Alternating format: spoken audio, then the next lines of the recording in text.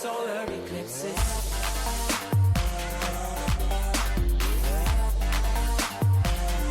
Solar eclipses.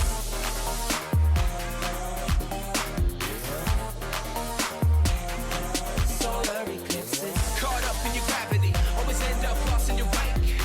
Intoxicated, maybe we can start again. Caught up in your gravity, always end up lost in your wake. Intoxicated, maybe we can start it. Maybe feeling change, I could be another. All the reasons why we've been separate ways.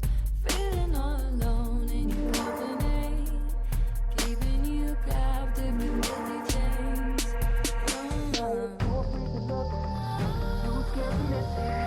We're night and day, solar eclipses.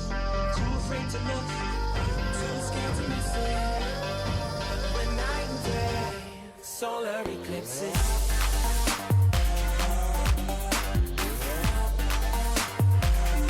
Solar eclipses.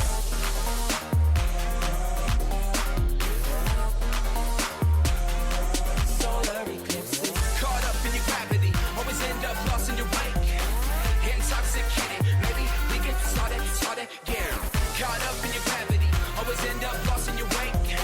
Intoxicated, maybe we can start again. Tomorrow we build. Depends on the future we want, we can make it as real.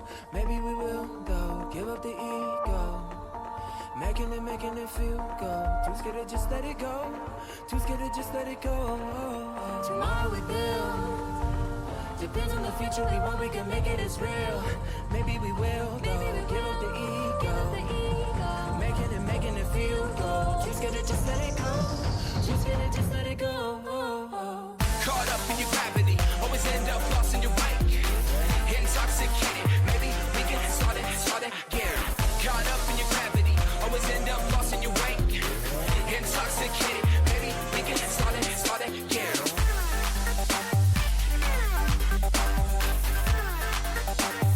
We can start again.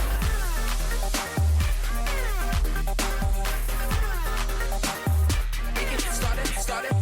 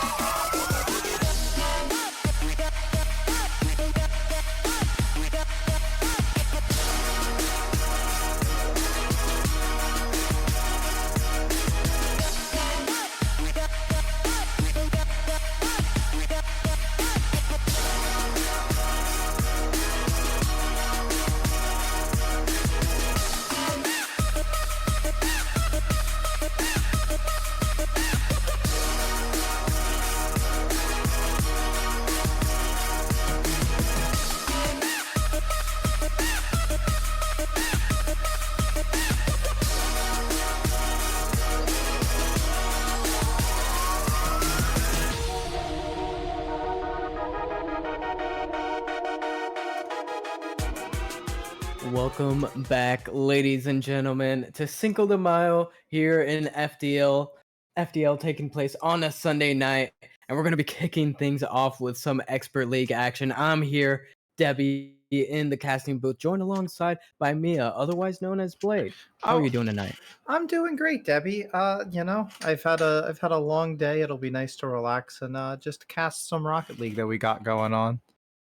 Oh, absolutely. And speaking of the Rocket League that we got going on, we have quite an interesting matchup here. Expert League Unicorns and the Hydras going to be taking each other on. But one thing I did want to make note of is that it looks like the Hydras have a pull-up player here with playing with Upbeat from their Origin roster. I mean, and that'll be interesting to see. It's always fun when you have an Origin player getting pulled up to play in an expert. So we'll have to see how he fares. Absolutely, and I think as we have the chat blowing up here by both teams, I think we have both teams ready to join up. So why not let's get things underway, get these players on the field. I mean, both tremendous teams. Unicorns having a strong week 1 opening against the Eagles. They were able to take down the I believe it was the Eagles C lineup using the Unicorns B, and the Hydras a little bit of a rocky start in that first week, being taken down by the Monkeys. So they're definitely going to be wanting to bounce back in this week. Meanwhile, the Unicorns are going to want to keep rolling forward with the wins. Yeah, we'll have to see who can keep it up. I'm just sorry if I'm a little distracted. Just trying to make sure we have everyone ready. We have one antagonist in the in-game chat, trying to make sure that everyone's ready before I give them the sign to join up. And now that everyone has given me a ready, we can get these guys in here and get this one started. Absolutely. And finally, the players hitting the field for the Unicorns, we have Amari and Ant. I believe this is a B lineup for the Unicorns. The no matter. Yeah, I can double check that for you actually. No worries. We see Mari trying to take this out of the Unicorn's corner. Instead, Ant is gonna have a counterattack opportunity, but it goes short. And I believe he thought that was on as he turned away. Now the Hydras are gonna be able to walk away scot-free. I'll be trying to get something done, trying to get it past Ant, able to play it past one, but not past Mari. Mari able to send it away, and I'll be playing a little bit of interference there against Mari. Trying to open some space up for Water Dragon. And I did look it up. I guess this would be a B lineup. I mean, it has Mari as the reserve, so I don't. So I guess she's playing in place of. It has to be playing in place of Days, I guess. So. Yeah. So I guess that would make this. I mean, I guess overall, I guess in that sense, it would make it a B lineup. But good start from Mari getting the first goal of this one. Job from the Unicorns so far. They had an early counterattack opportunity, and now this time Mari able to capitalize and take full advantage. And now we're going to see if they're able to do it again. Ant trying to play it off the backboard. Uppy going to be able to send it away. Mari does bite, and this could be an open net opportunity. Uppy isn't able to get his car behind it. Now Ant can send it the other way. And Dragon has to make a touch on this one to keep it out of the back of his net. Ball up. Ball floating. Mari able to make contact. Gonna try to keep this in play, sending it out to. We're trying to send it out to Ant, but Ant then play patiently, waiting to try and draw out the defenders. Gonna win 150. Uppy has to play into his corner. And so far, 1 goal, almost 3 minutes remaining. Nothing too crazy coming out from the Hydras so far, Blade. Yeah, nothing yet. I feel like that Uppy and Water are still trying to get comfortable, obviously, with Uppy being pulled up from Origin League. These two can't have had too much time to practice with each other, so going to be a bit of a feeling out process, and Uppy also just going to be trying to adjust the pace of play. I've seen him quite a bit in Origin League, and not that he's not capable, but Expert League is a little bit faster than Origin League is, and it is a slight adjustment as a team bump coming in there, and Water Dragon not able to find the double, but Ant able to clear this one out in front of his net. Has it in the air, 6 to the backboard, not able to find anything with that one. Over Mari's head as she's going to take this one back to the corner, grab some boost, and from her backboard, going to move it across the field, and actually gets a fantastic pinch up towards the ceiling to get a big clear for the Unicorns. Ant trying to drive a dagger down in the bottom of the net, unable to find it. Mari up is beaten by Water Dragon to that challenge, and down to 2 minutes, and Uppy gonna find the tie. I guess I expected Ant to turn for that one. Oh, it with looks the like boost. yeah, it looks like with the boost in the corner, it looked like he jumped and misflipped. Yeah, just getting caught out, and that was all what the Hydras needed. Now we're all tied up, just under 2 minutes left. Upbeat, trying to get back to this one. Able to find that second touch, but Mari gonna interrupt it. Send it off course. Now Water Dragon gonna have an opportunity. No unicorns. Finally, and able to get to it, and Mari able to beat out Upbeat, and is gonna have an open net to score. And that's a great play from Mari and Upbeat. I'd say a little ambitious on the challenge. Good job on Mari to get the play, just get the beat on Upbeat and get that final touch to put it in to take the lead. Hydras are certainly just going to need to be careful with their second man and trying to dive in on challenges like that. But great job punishing the mistake. And okay, Upbeat. Okay. As Twins in chat mentioned, Upbeat was pulled up to Expert League as a starting player a season ago, so he has experience at this with this playstyle, with this speed. I think it's just taking him a little bit to get back into it, but he's surely showing his experience in the league. And Mari herself, despite being a reserve this season, was a starter last season and finding goals yet again here and now. Yeah, and that is a hat trick for her here in game one with a little under minute and a half still to go. All of the scoring being handled by Mari and Upbeat. So we'll have to see if Upbeat has another reply to Mari's third. Maybe find a little hat trick for himself. As he'll send this one up to the backboard. Water Dragon is just gonna miss with this one. Ant has his ball on top of his car and is trying to get back there, and does. Upbeat able to get the front of his car on that one. Not able to keep it out of the back of his net though. And Ant has been doing an excellent job of maintaining, for the most part, calm, cool, and collected, allowing the Hydras to get their touches and looking when he can capitalize, and he does so again there. Yeah, good job. I think it was just a really just a great catch off of that ball in the air and able to just find his way into the net with that ball. Not always pretty, but it is functional to do. As he is tripped up a little bit at midfield. Mari backing off on this one. Ant behind her, and Ant not gonna find that one. And Water Dragon gonna get his first of the night. Oh, nice little team pitch. Close enough to a team pitch. And it was close enough to just outpace Ant right there, who maybe wasn't expecting that pinch to come out from the Hydras, and now kickoff going in favor of the Hydras. Uppy up early, just not able to catch up to that one. Sending it to the back of the net. Water Dragon trying to interrupt this one. Mari's gonna be up, sending it off the backboard. Able to get back to it, and gonna keep this one in play. Upbeat finds a touch. Might be just enough for the Hydras to breathe a sigh of relief. They're currently fighting for possession in the midfield. Finally, Ant gonna be able to walk away with it. Under 10 seconds remaining, Blade. Yeah, and as we count down 7 seconds left, this ball high up in the Hydra's half. They need to get this ball all the way downfield, and Ant gonna put this one across, and it's gonna find its way in on 0. Ant icing it for the Unicorns. Just a little bit of the stat pad, and actually just a fantastic shot to find that one to the back post. Gets a great bounce off of the post too, and has that ball hit the top of the net and fall in before it finds the ground. And Unicorns do a great job at taking game one. Just a fantastic performance. Mari really carried in the first half, and Ant really carried in the second half. So we saw some production out of both of them, and I expect to see more of the same in game two. And I have to say that the Hydra's pretty impressive and really kept with it.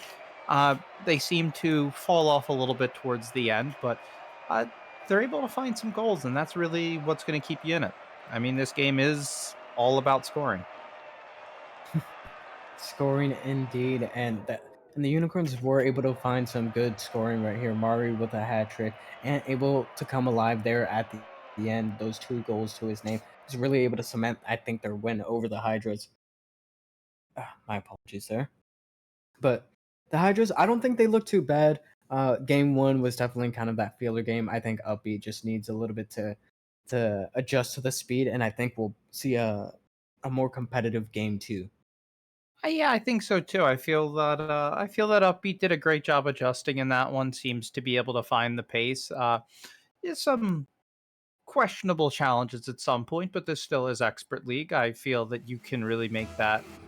You can make that nitpick about anybody. Is that there are some challenges that aren't necessarily the greatest, but there were certainly some challenges out of Upbeat and Water Dragon that definitely shone through as a result of the punishment on the part of the unicorns. So it'll be trying to limit some of these mistakes and as a way to just not get punished because the unicorns seem to be capable of doing that and are more than willing to take an easy goal when it's presented with them, as Ant being very patient with that ball in the corner gun and just push this one in front of his car, try to get it to midfield, cannot. Back off of that ball as Mari finds a challenge on Upbeat, and Ant collecting this one back in front of the net again.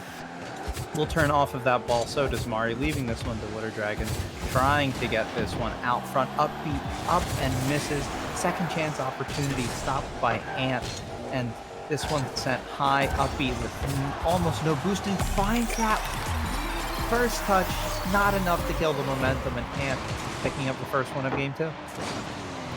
Oh, and I could just feel Upbeat's pain here. Just not a lot of boost.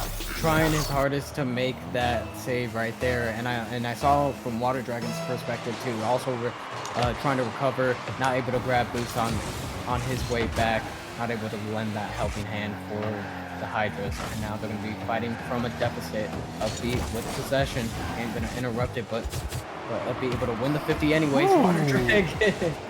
Nice drop down, but an even better save coming out from Ant. And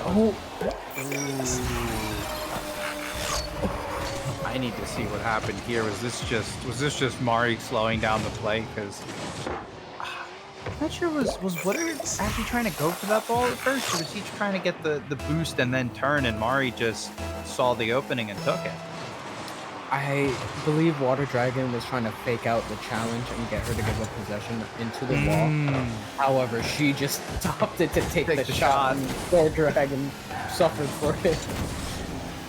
You know, and that's just sometimes the unfortunate reality is Ant having that one, can't get it off of the 220. Water Dragon with some assist is able to find that one and keep it out as he'll get this one into the corner. Not a lot of boost to his name. Has Upbeat with 47 in the mid. Has to touch this one down. Cannot touch it down enough.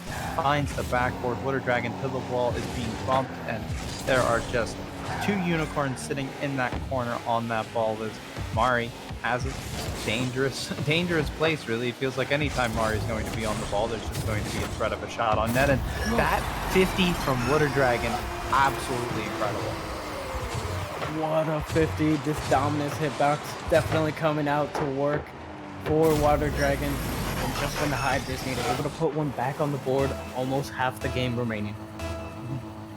I just saw in chat Lasagna going, Upbeat is like 50% expert hits and 50% origin hits, and that's truthfully, I think, the best way that I can describe him at this point too. Is it's exactly what it feels like. Is he's halfway in between. It's just sometimes he's got it, sometimes he doesn't. But I feel like that describes a lot of people. As Water Dragon with this flick can't find it on the far post. It looks like it had the space to get in there, but Mari saying no to that one. Ant faking this one. Mari putting a shot up. Water Dragon turning that one away, and Water Dragon is denied the boost, and Ant just being patient, trying to keep as much as he can in the tank, and Upbeat will just try to throw this one down towards this Unicorn's net, and he's just gonna score, I guess.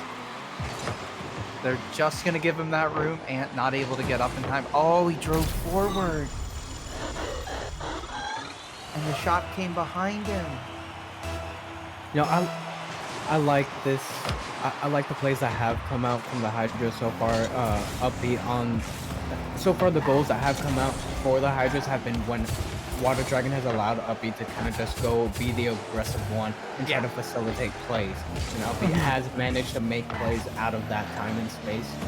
Maybe because the unicorns aren't fully respecting him as that pull-up player, but he is getting those 50% expert touches sure are coming in handy. Yeah, and that's what it is. And look, if his origin touches are happening in the midfield, but his expert touches are happening in the offensive and defensive half, then I think you can really call that a solid performance. He has no boost, can't jump for this one, and Water Dragon calls him off anyways. Ant, good 50 in the corner and getting that boost again, doing a great job winning these corner boost battles.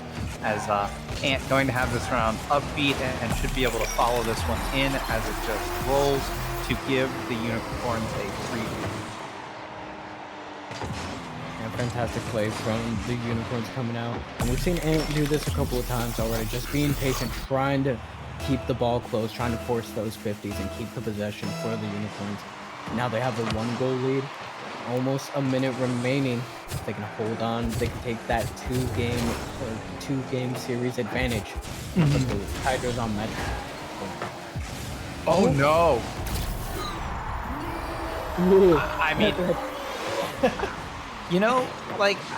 that's a unfortunate miss from Mari. Ant I think Ant really just kind of panicked on that one, expecting Mari to hit the ball, and Upbeat is just sitting, waiting, puts it in, and not moving afterwards. I think he's also wondering what the hell just happened too, as he just has a unbelievably open net to shoot at, and does find it right down the middle to tie this one up. It really has sometimes felt like that the Hydras are they're just finding goals.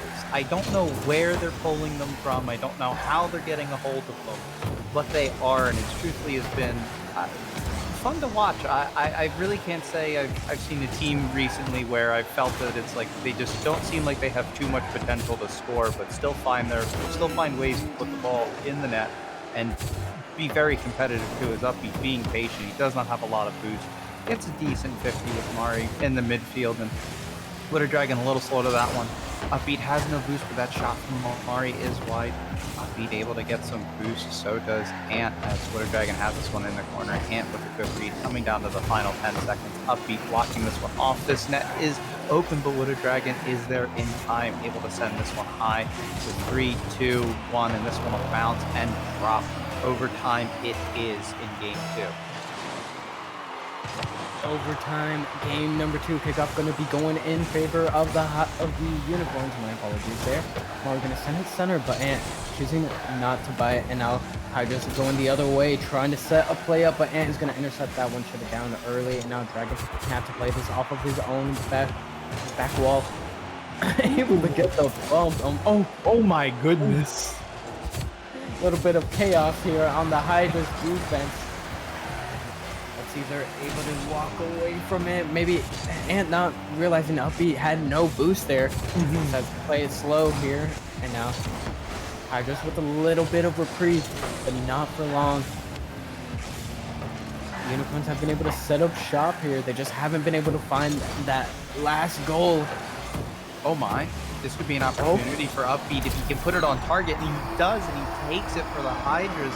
Fantastic play from Water Dragon to get this ball forward, and yeah, and Upbeat just is there in time. Great follow-up on that play, and also Water Dragon doing a great job to stay out of the way of that ball as he was falling from the inside of the net, I believe it was, or from the backboard. Almost hit that ball on its way in.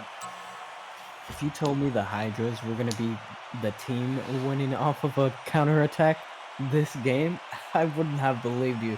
The Unicorns have been doing a good job of counterattacking, but Hydras, it was all them that time. Upbeat and Water Dragon doing a phenomenal job there in the overtime, holding out on defense despite the low boost, and finally being rewarded with tying up the series here. Yeah, I think it was really well earned. I mean, actually managing to outshoot the Unicorns there 10-9. The pressure was good. It sometimes didn't feel as cohesive as the Unicorns have been, but the pressure is still there. The opportunities are still presenting themselves, and they're still taking advantage of these opportunities, which is really all you can ask for. It doesn't really matter how it looks like. The ball's getting to the back of the net, and they're winning a game. They just need to see if they can manage to do that 2 more times. Absolutely. And this has been a fantastic series so far. Extremely competitive. I love how the storyline so far as well is the Hydras with a with an origin player here starting in this series, and then the Hydras having to pull up their reserve as well to come out for this match. And it's overall just been competitive and some great Rocket League action to cast right here. And Oh Upbeat, my! not done. Oh my. They're cooking now, Debbie. Upbeat is not tired of hearing his name here on the stream. He wants to hear it again. Gonna open up the scoring here in game number 3, using that 50% expert touch 100% of the time on offense. And look, and that's exactly where he needs to have him, and he does there. Not the easiest play to make. That can be a tough read, trying to read that one out of the ramp, especially right by the side of the net. You don't know if those are always going to go down or up, but he had the beat on it perfectly there, and manages to find it as Water Dragon just tailing back. Does a great job to soft touch this to the wall, pulls it off, has a nice bounces, being given lots of respect, and will take a 50 with Ant as he tries to chase Mari down in the corner and is not able to at first. And Mari, great job getting a demo on that play to remove Water Dragon. And Ant taking this ball, will try to play it across, going to leave this one to Mari, but Water Dragon getting there first, and Mari deleting Water Dragon again, but Upbeat's gonna dive in and find his second in the game in the first minute. Oh my, and I think what happened there was Ant got stuck to the wall.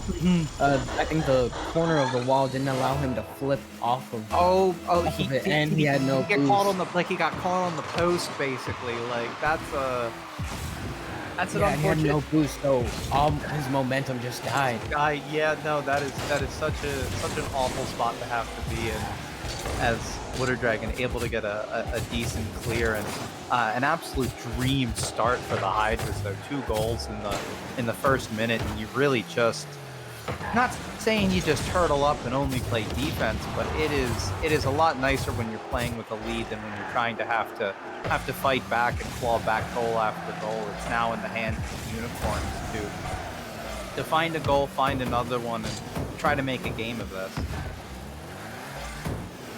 Yeah, and they have been working out on the counterattacks. They have been able to find that open space, but it seems like the Hydras are moving with a new level of confidence. And Ant not able to sink that one into the back of the net. Water Dragon was in a precarious position. Ant might want that one back. Ooh! He's definitely going to want that one back. Yeah. Water Dragon just beating out Mari. Mari not able to get the demo this time, and Ant going a little too far towards the front post. Kind of doesn't matter. Got demoed anyways. It's 6 of one, half a dozen of the other in that situation. Either way, it's a miss, and it is the Hydras up by 3, firmly in control of this game. But Mari going to take this one into her own hands and find one back. The Unicorns are not dead yet. And the Hydras finally bite off a little bit more than they can chew right here. Getting caught overextending, and Mari able to punish them and finally have the Unicorns on the scoreboard. And it's good to see that. I think that there's still quite a few opportunities for them to do that, and it'll just be picking and choosing when they need to dive in. Is Ant going to find a great opportunity to dive in and get another one basically right off of this kickoff? So just like that, we got a game. Yeah, we do indeed have a game on our hands. I mean, fantastic goal, and then the kickoff goal right after. Fantastic heads-up play coming out from Ant, being able to get to that one, and we're gonna have to see if they're able to keep it up. Kickoff gonna be going in favor of the Unicorns. Water Dragon not able to get a touch on that one, and now the ball is gonna go to Mari. Mari trying to open things up for Ant, but 50 gonna go back to Mari in the midfield. She's gonna be able to get it a touch. Maybe not the best one, or maybe not the one that she was looking for. Now Hydra's going to be able to set up shop. A Water Dragon potentially with a double touch. No, he's going to leave it to Upbeat. And Upbeat able to finish it off. I think this one just, oh man, Ant with just about no boost, looking to try to make a squishy play, and Upbeat just not shooting it at him. That's all you have to do to avoid that squishy save potential. And just like that, 2-goal lead again. And a lot of stuff happening shortly after kickoff, and it's been interesting change from the first couple games. Didn't really see a lot of that, and now we're seeing quite a few of those plays. Ant up for this one, trying to block it, needs to get back to it, and can't. Upbeat just gonna bash this one in for his 4th of the game.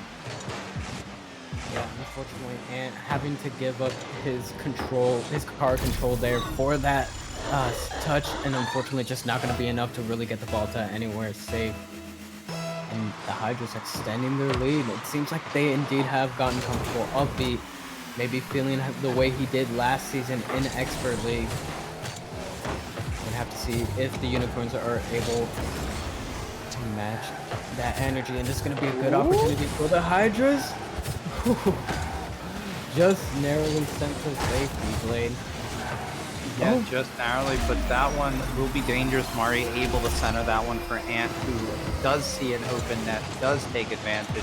Great pass off the wall, and Upbeat beaten on that one.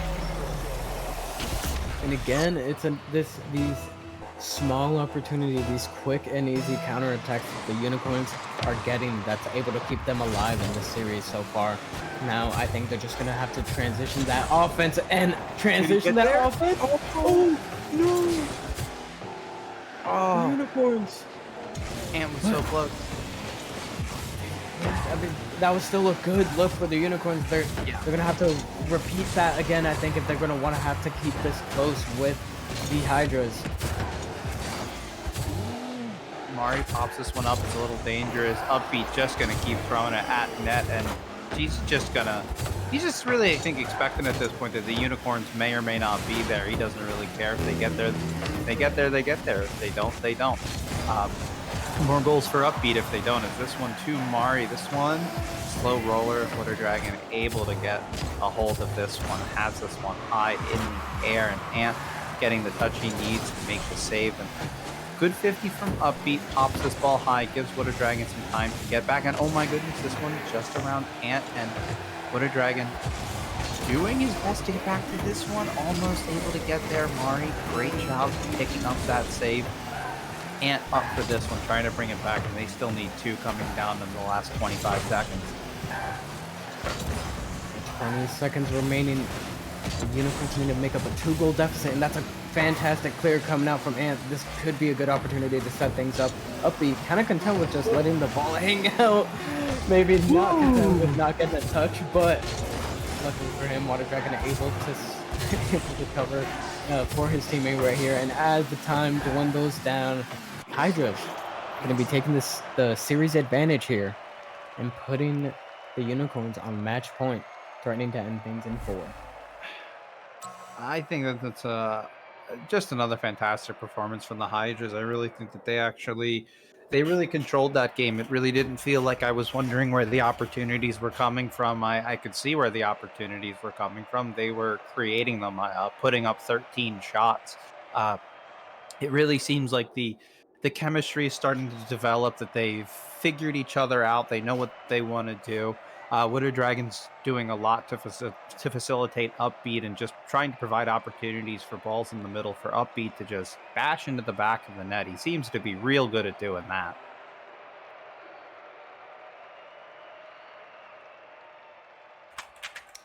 Yeah, they've been doing a fantastic job. I think what the Unicorns could do that I think might help them would be to pick up the pace just a little bit. It seems like they've gotten they've gotten content and a little bit complacent with finding those counterattack opportunities, and now it's no longer proving reliable. As the Hydras, when given the opportunity, they're able to set up shop, they're able to set up long offensive pushes until they find a goal.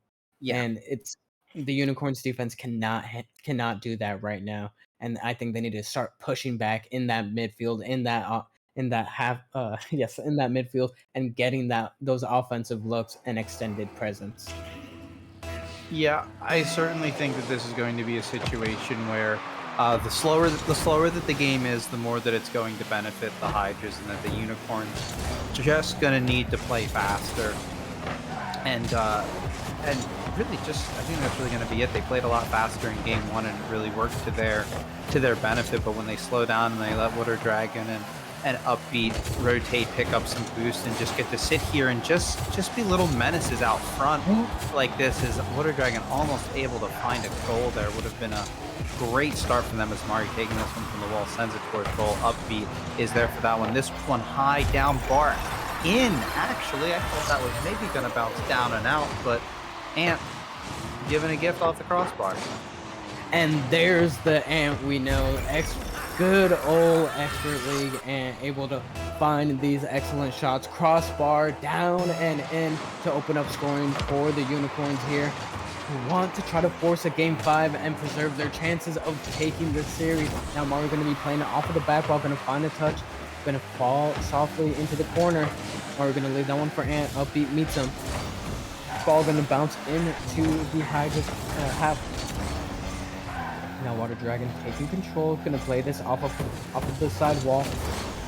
And try to leave that one for Upbeat, but Mari able to win that 50 and trying to find this one center. Dragon just able to get there in the nick of time. So a little bit of back and forth since that opening goal, Blade. Yeah, a little bit, as they're seeming like they just are trying to figure out how to move this ball forward. That Upbeat and Water Dragon just doing a great job harassing, and Mari somehow finding a way to get their car in front of that one. And Water Dragon deleting Ant in reply, picking up that mid boost, kind of wave dash his way back to the ball. And Ant gonna be Upbeat to this one, and Upbeat patient to sit back and just clear the ball downfield, forcing Mari to retreat all the way to their half and pick up this ball and try it again. And just the continued harassment, they just keep these long clears, they just keep popping it high, popping it deep into this Unicorn's half, and forcing them to make a play out of it. As Water Dragon just here waiting, and Upbeat going to come in on that ball. And it is just this repeated process of putting it high, forcing the Unicorns to jump, and then just collecting the ball that they have to send back to the ground to their teammate, because they can't pop it up because no one has boost. And I'm just sorry, I'm very intrigued by the game happening so far. And Mario, oh my gosh, don't give her space, or she will find a goal right here.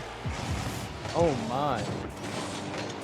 That's a great shot, and Upbeat feels backflip, buddy. I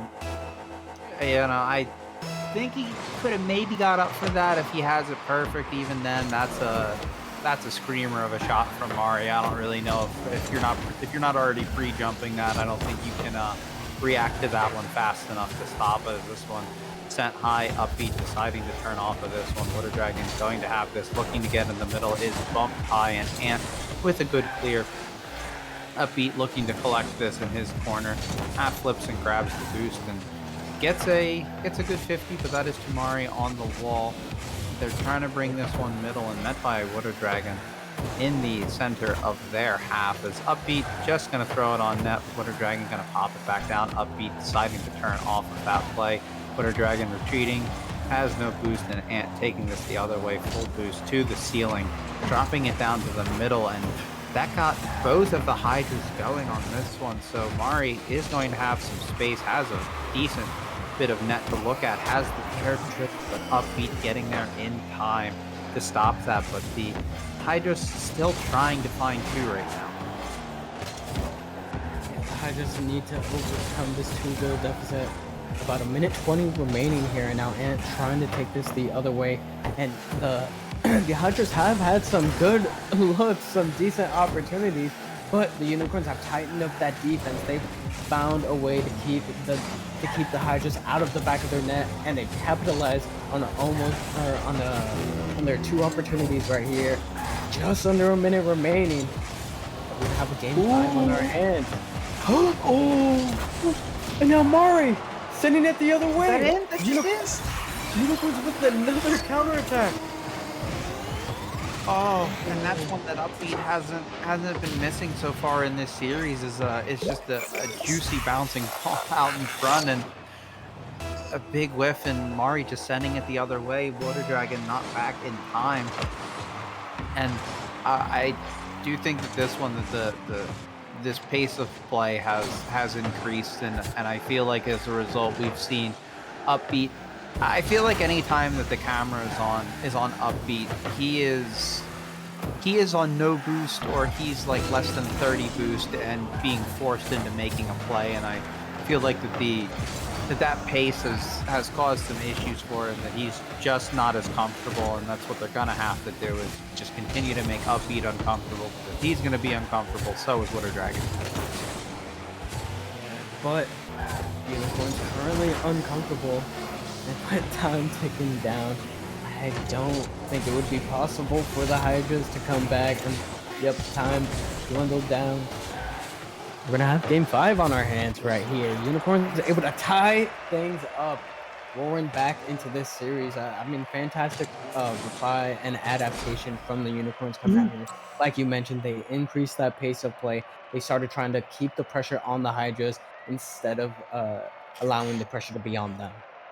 Yeah, and they really weathered the attempts from the Hydras. I mean, I think it also goes to show in shots that the Hydras, even in this, not scoring anything, putting on 7 shots, Unicorns picking up 4 saves, but the Unicorns going 3 for 4 shooting.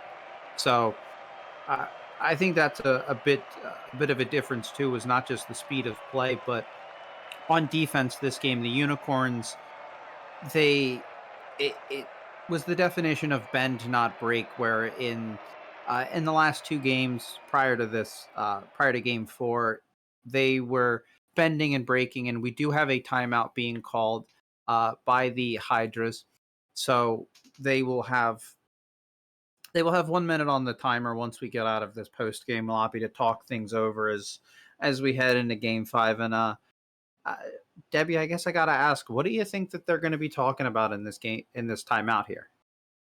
I think they're going to be trying to figure out, okay, how do we stop the counterattacks? How do we break down the Unicorns' defense? In that previous game, at the start of it, I think we saw the Hydras looking for a little bit of those bump plays, looking for those bump plays to try to disrupt this Unicorns' defensive rotation. I think if they're able to disrupt that, then they can find those goals that they needed.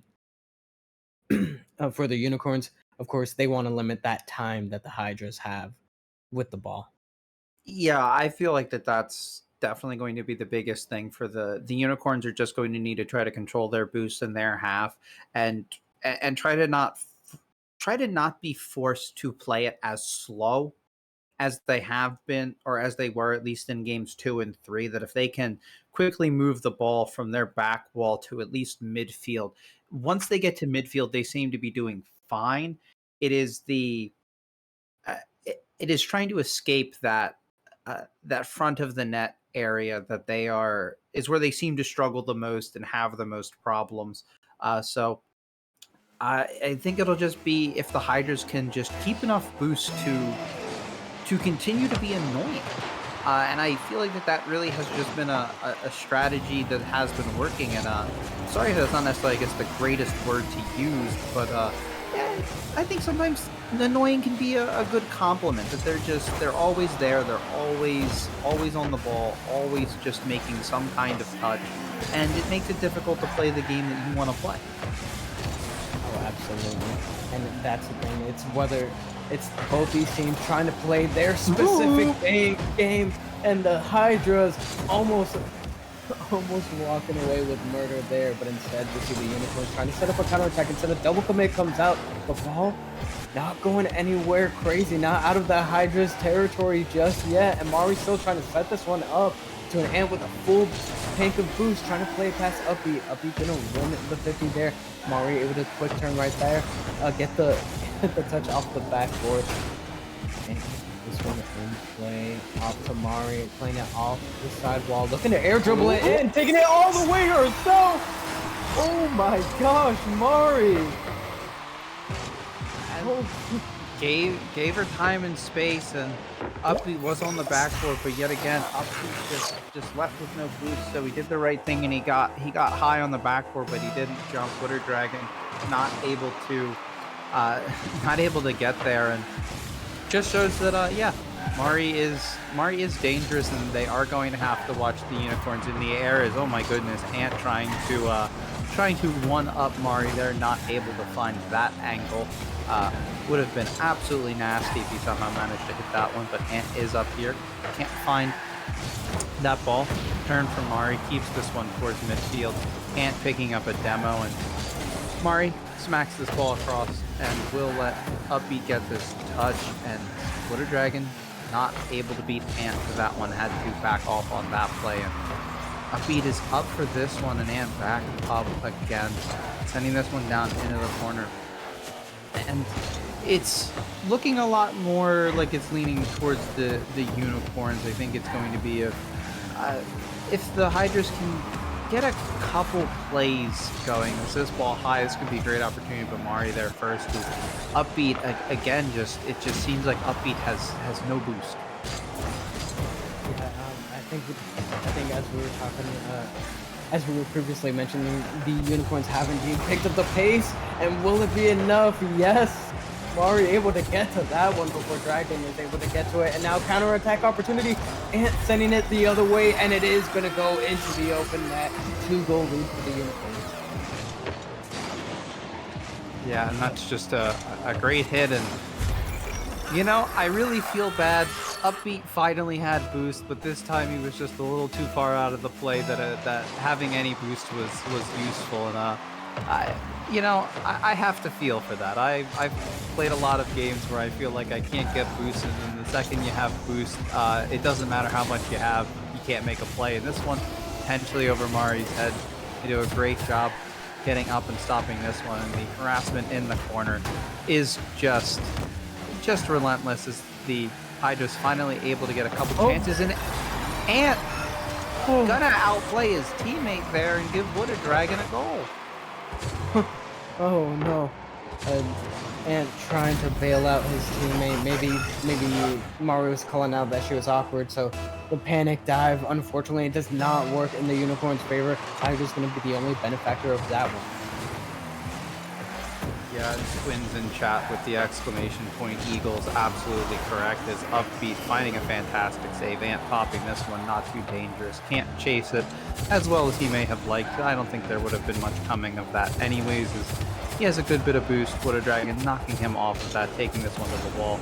Goes up there unchallenged, and Ant popping this one up, but Upbeat does a great job getting to this, and he's up, but no boost again, only 20 to really start that play with, and going to be rushing back. This net should just be open, and Ant can walk it in. And it seems like that they're pushing up a little too hard, and it still just seems to be boost struggles. It kind of seems like the Hydras are kind of falling a little bit into a panic mode. They see the deficit and they're saying, oh, we need to score right now, and they're throwing everything they have, not realizing a minute 30 is plenty of time for that 2-goal deficit to make that comeback. You just need to play your game, make sure that you can gain control, stop the bleeding, and maybe get back into this series, but this could prove dangerous, and it is, and taking it the distance and extending that lead to 3 for the unicorns. Yeah, and that one, it just looked like Upbeat pushing up, didn't have any boost to go up. Water Dragon trying to get back, and ball ends up going over the head, and when you have no boost and the ball's going over your head and there's no one behind you, you're in for a bad time. As Ant looking for the flip reset, can't find it. The Hydra's going to need 3 in this last 65 seconds if they want to bring this one just to overtime, as Water Dragon will be up for that one, smacking it off his own backboard, and Ant putting this one towards goal. That one's going to be awkward. Mari should be able to finish this one, and they do. And I really think that one might really secure it here. Unicorns, couple scares, but really coming back, fighting back, and putting on a fantastic showing in this game. And now we're going to see Ant and Water Dragon off the kickoff, but oh my god. No. Mari's demos, I have to say, has been a slightly something we really haven't talked about, but her demos have been pretty fantastic this game. Is I'm not really quite sure what Ant is trying to do there. but Water Dragon getting credit for it. So a little a little exclamation point Eagles moment right there, and deciding to 50 Mari for whatever reason. And now he's gonna have a free look at the net. Water Dragon just able to get to that one. Oh my. Now Mari gonna pinch this one at center, and Ant is up, and Ant is scoring. I like that jump and attempt from Ant a lot more than I liked the last one I watched him make in front of the net. So we like to see the improvement there as they put the lead back to 4, down to 28 seconds. This one really just killing some time. It would have to be a breakdown of all breakdowns for the Unicorns if they somehow manage to not win this one. Upbeat is actually going to let Water Dragon take this one, and Ant is there in the middle of the net to cover as we do come down to the final 10 seconds.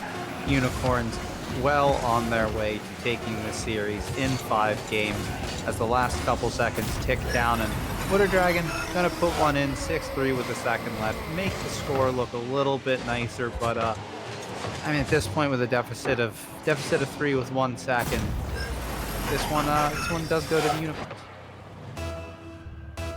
Yep, 1 second remaining. All what's left to be had is this final kickoff. Ball hitting the ground. Series going to the Unicorns, getting it done in game number 5. Fantastic series coming out from both these teams. Both these players, a reserve being played and an Origin player having to play up into Expert League here. I think a fantastic series overall.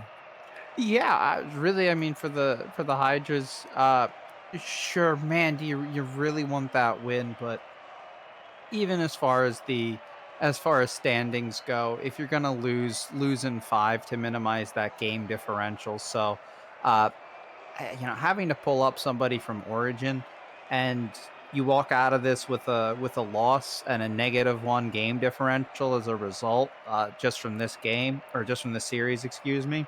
Not terrible, really. I'd have to say that's I mean, I guess second best case scenario. Best case scenario is they somehow manage to win the series.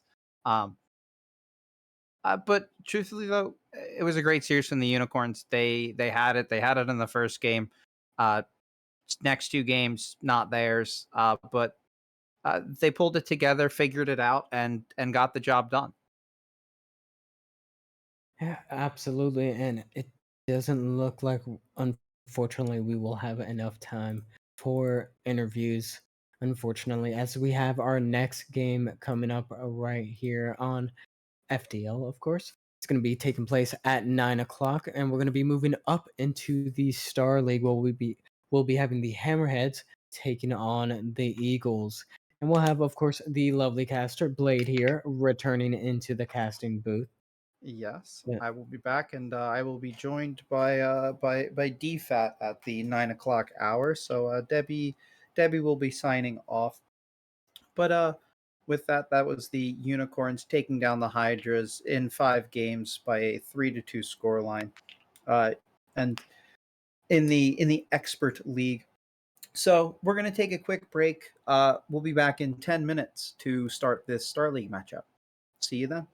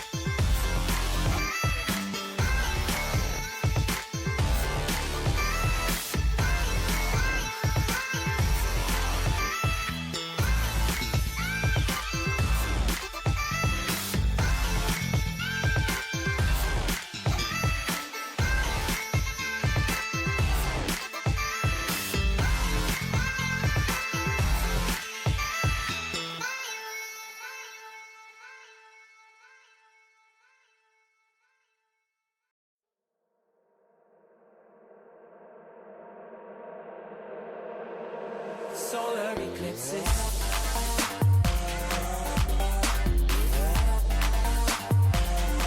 Solar eclipses.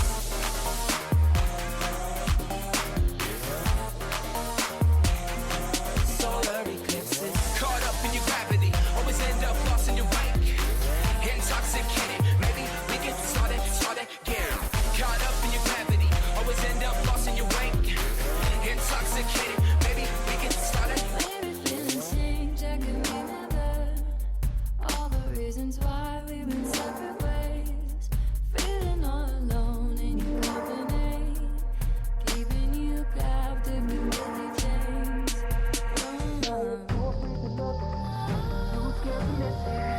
When night and day, solar eclipses. Too afraid to look, too scared to miss it. When night and day, solar eclipses.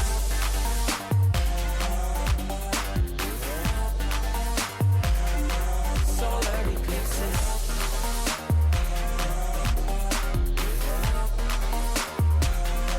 Solar eclipses. Caught up in your gravity, always end up lost in your wake. Intoxicated, maybe we can start it again. Caught up in your gravity, always end up lost in your wake. Intoxicated, maybe we can start it again. Tomorrow we build. Depends on the future we want, we can make it as real. Maybe we will, though. Give up the ego. Making it feel good. Too scared to just let it go. Too scared to just let it go. Tomorrow we build. Depends on the future we want, we can make it as real. Maybe we will, though. Give up the ego. Making it feel good. Too scared to just let it go. Too scared to just let it go. Caught up in your gravity, always end up lost in your wake. Intoxicated, maybe we can start it again. Caught up in your gravity, always end up lost in your wake. Intoxicated, maybe we can start it again.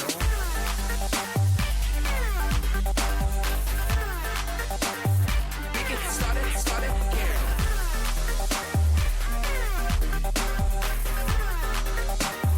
We can start it.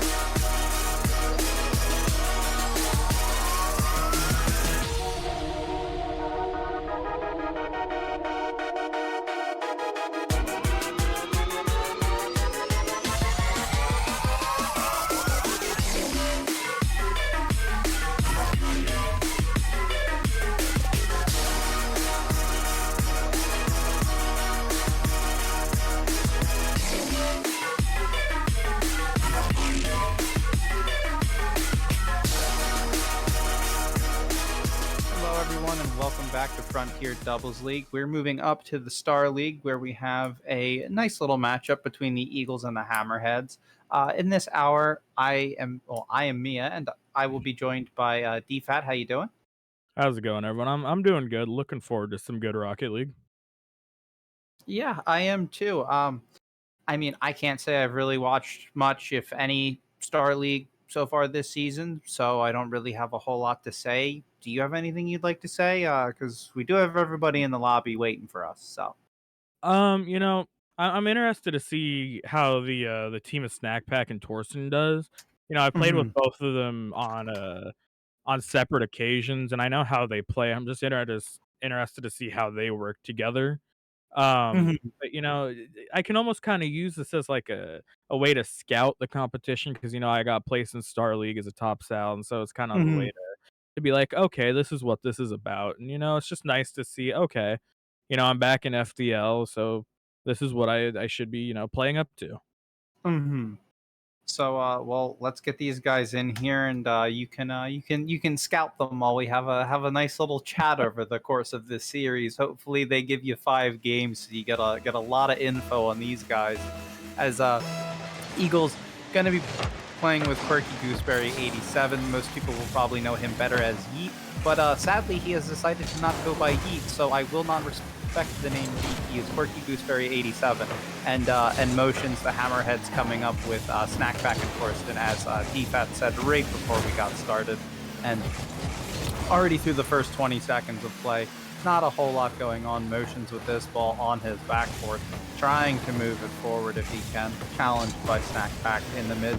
Torsten sending it to the backboard, and Quirky getting a half-decent clear, but the Hammerhead's doing a great job keeping this ball in this offensive half and putting on a lot of pressure to this Eagles team. Yeah, I mean they're putting on a lot of pressure. That ball bounces right off the inside of the post. I mean, you know, you can't expect a lot more from a game one than a kind of back and forth. It's more of that feel out process. But, you know, you almost have to wonder what team is going to send it first. The Snack Pack gets a beautiful dribble through both defenders and puts up the Hammerheads 1-0 here with 3:57 left. And, I mean, if he can just do that a couple more times, we may have, you know, a win here. You know, I'd have to agree with you. You like to see those he gets up, and truthfully, the power he put down on that ball to send to top shelf was what was really impressive. That's a hard ball to get back to.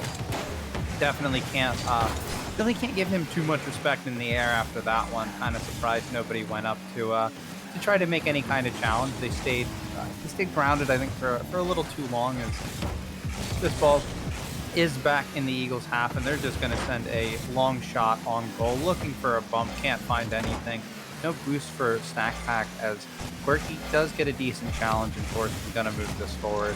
But Quirky turns on this one, is bumped up to the ceiling. Can't do a whole lot with that, though, as he's going to have to rely on his teammate motions to move this ball forward.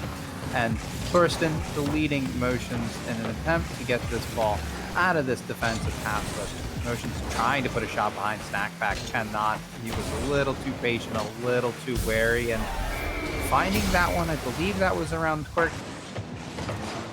Yeah, you know, another nice just air dribble coming out from Snack Pack. You also have to wonder if, you know, the Eagles here have to realize what Snack Pack's, you know, play may be and try to shut down those air dribbles. Because right now it really looks like the Hammerheads are kind of playing a more together style on defense. And as I'm saying that, Quirky just says, you know, I'm better, and I'm just going to 50 through everyone. A little bit of a mess in the midfield. But we have both teams on the board now, and I only have to ask, do you think this is where the Eagles get more aggressive and the Hammerheads kind of take a step back? Or what do you think is going to happen here with 250 left? I really think that this is where the Eagles are going to have to step up. I don't think that 50 is necessarily indicative of anything. I just think that was just a really good 50. Sometimes you get really good 50s, sometimes you don't. This is a long shot. That ball's in the net. Maybe everything I just said was wrong, and I need to reconsider. You know, I know that this might leave a bad taste in people's mouth, but you can always say Quirky just yeeted the ball in there.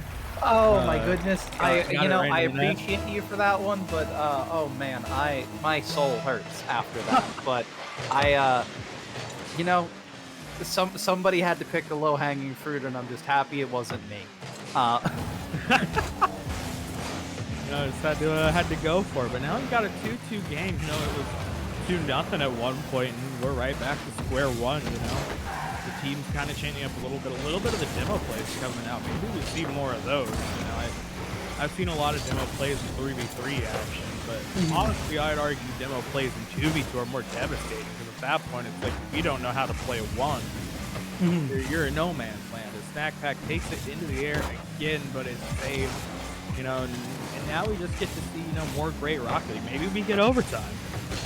Yeah, maybe we do. As that's a nice shot on from motions, but it is saved away. And yeah, I also have to say that you know, I've always find the demos in 2v2, it's a little bit more unforgiving. You can really kind of end up living by the demo, dying by the demo, as motions trying to fake out snack pack, not able to do so, still manages to get a touch on that one. That when you do get those demos and you do make the play, snack pack not able to flip back in time, and Gooseberry 87 going to pick up a hat trick here, as I'm being consistently interrupted from trying to finish my point.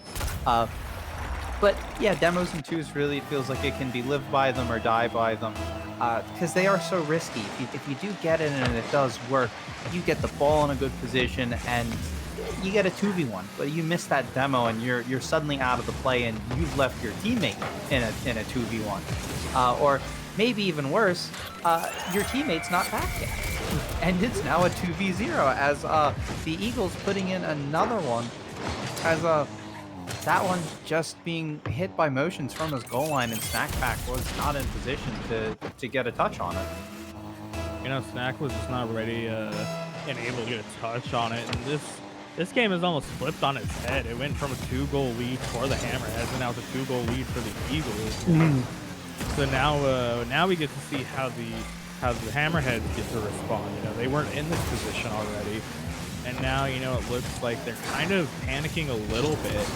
But so far, you know, we've gotten good Rocket League. But as you said, you know, while we were talking, they just decided we don't get to finish our statements. This game, you know, looking at how many goals there are and how many shots, you'd think, you know, it's been back and forth. But no, one team went ahead by 2, and now the other team's ahead by 2. This game has been just crazy.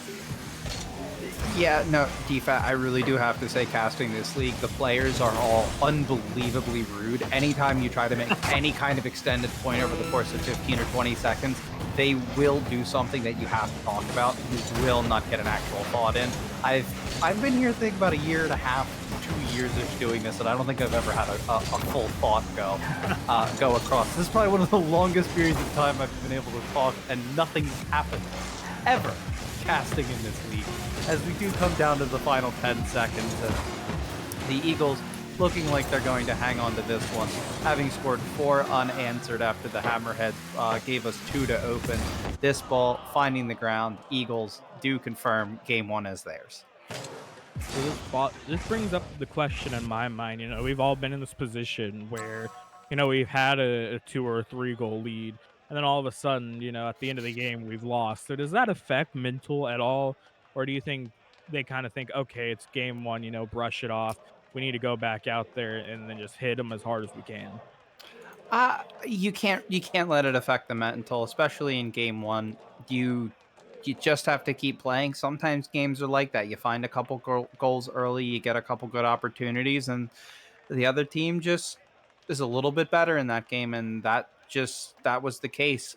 Snack Pack, it was just too early air dribble plays, and it feels like that we didn't see Snack Pack going to the air too much after that, which was where they had the success. So maybe they need to try to lean into that, try to, you know, maybe not do ground to air dribbles, maybe find something from the wall, use the backboard a little bit more, because it really feels like that there wasn't a whole lot of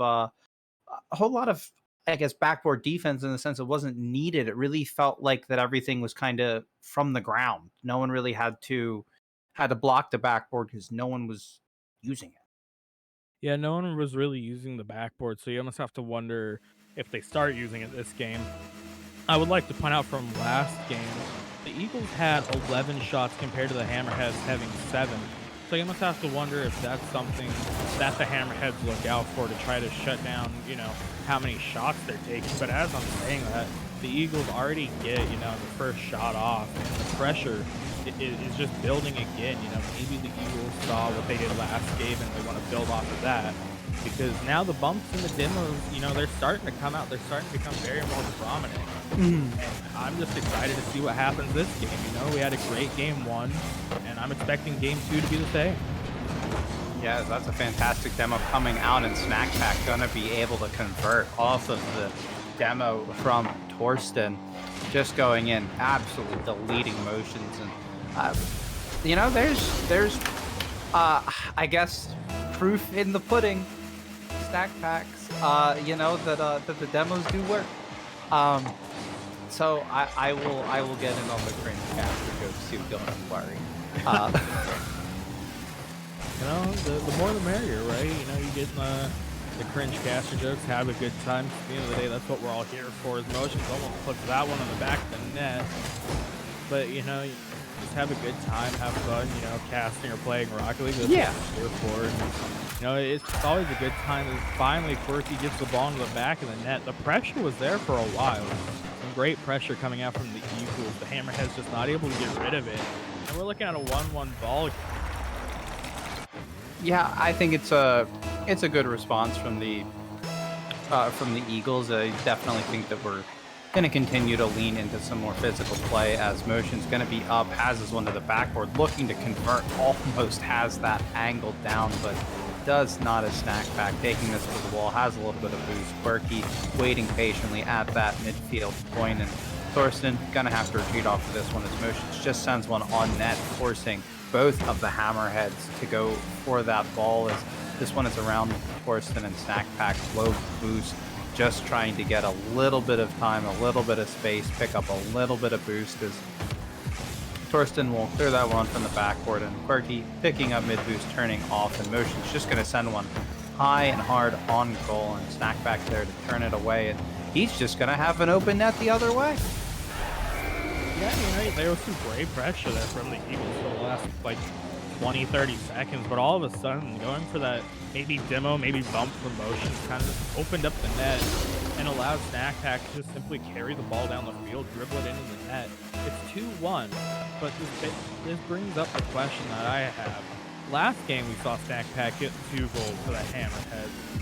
Do we get, the same thing that happened last game? Do the Eagles just out of nowhere come and win this game 4-2? Maybe we get a different story this game? I almost have to wonder, just because this is almost riding the same way as the last game did. Yeah, I mean it's a little different, and I think it's totally possible we could see that.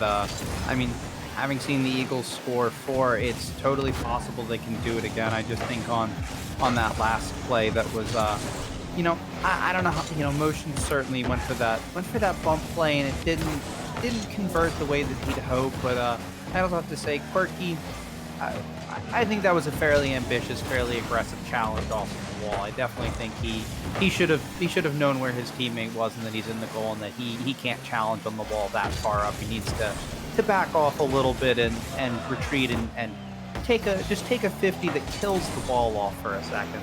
But I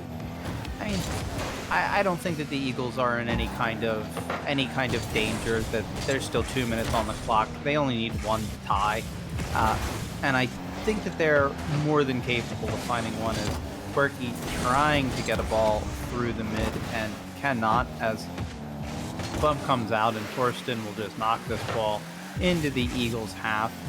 As motions with quite a bit of boost looks for that pass into the middle, and only finds Snack Back as motions trying to chase him down. Quirky picking up that back boost, and awkward play there, and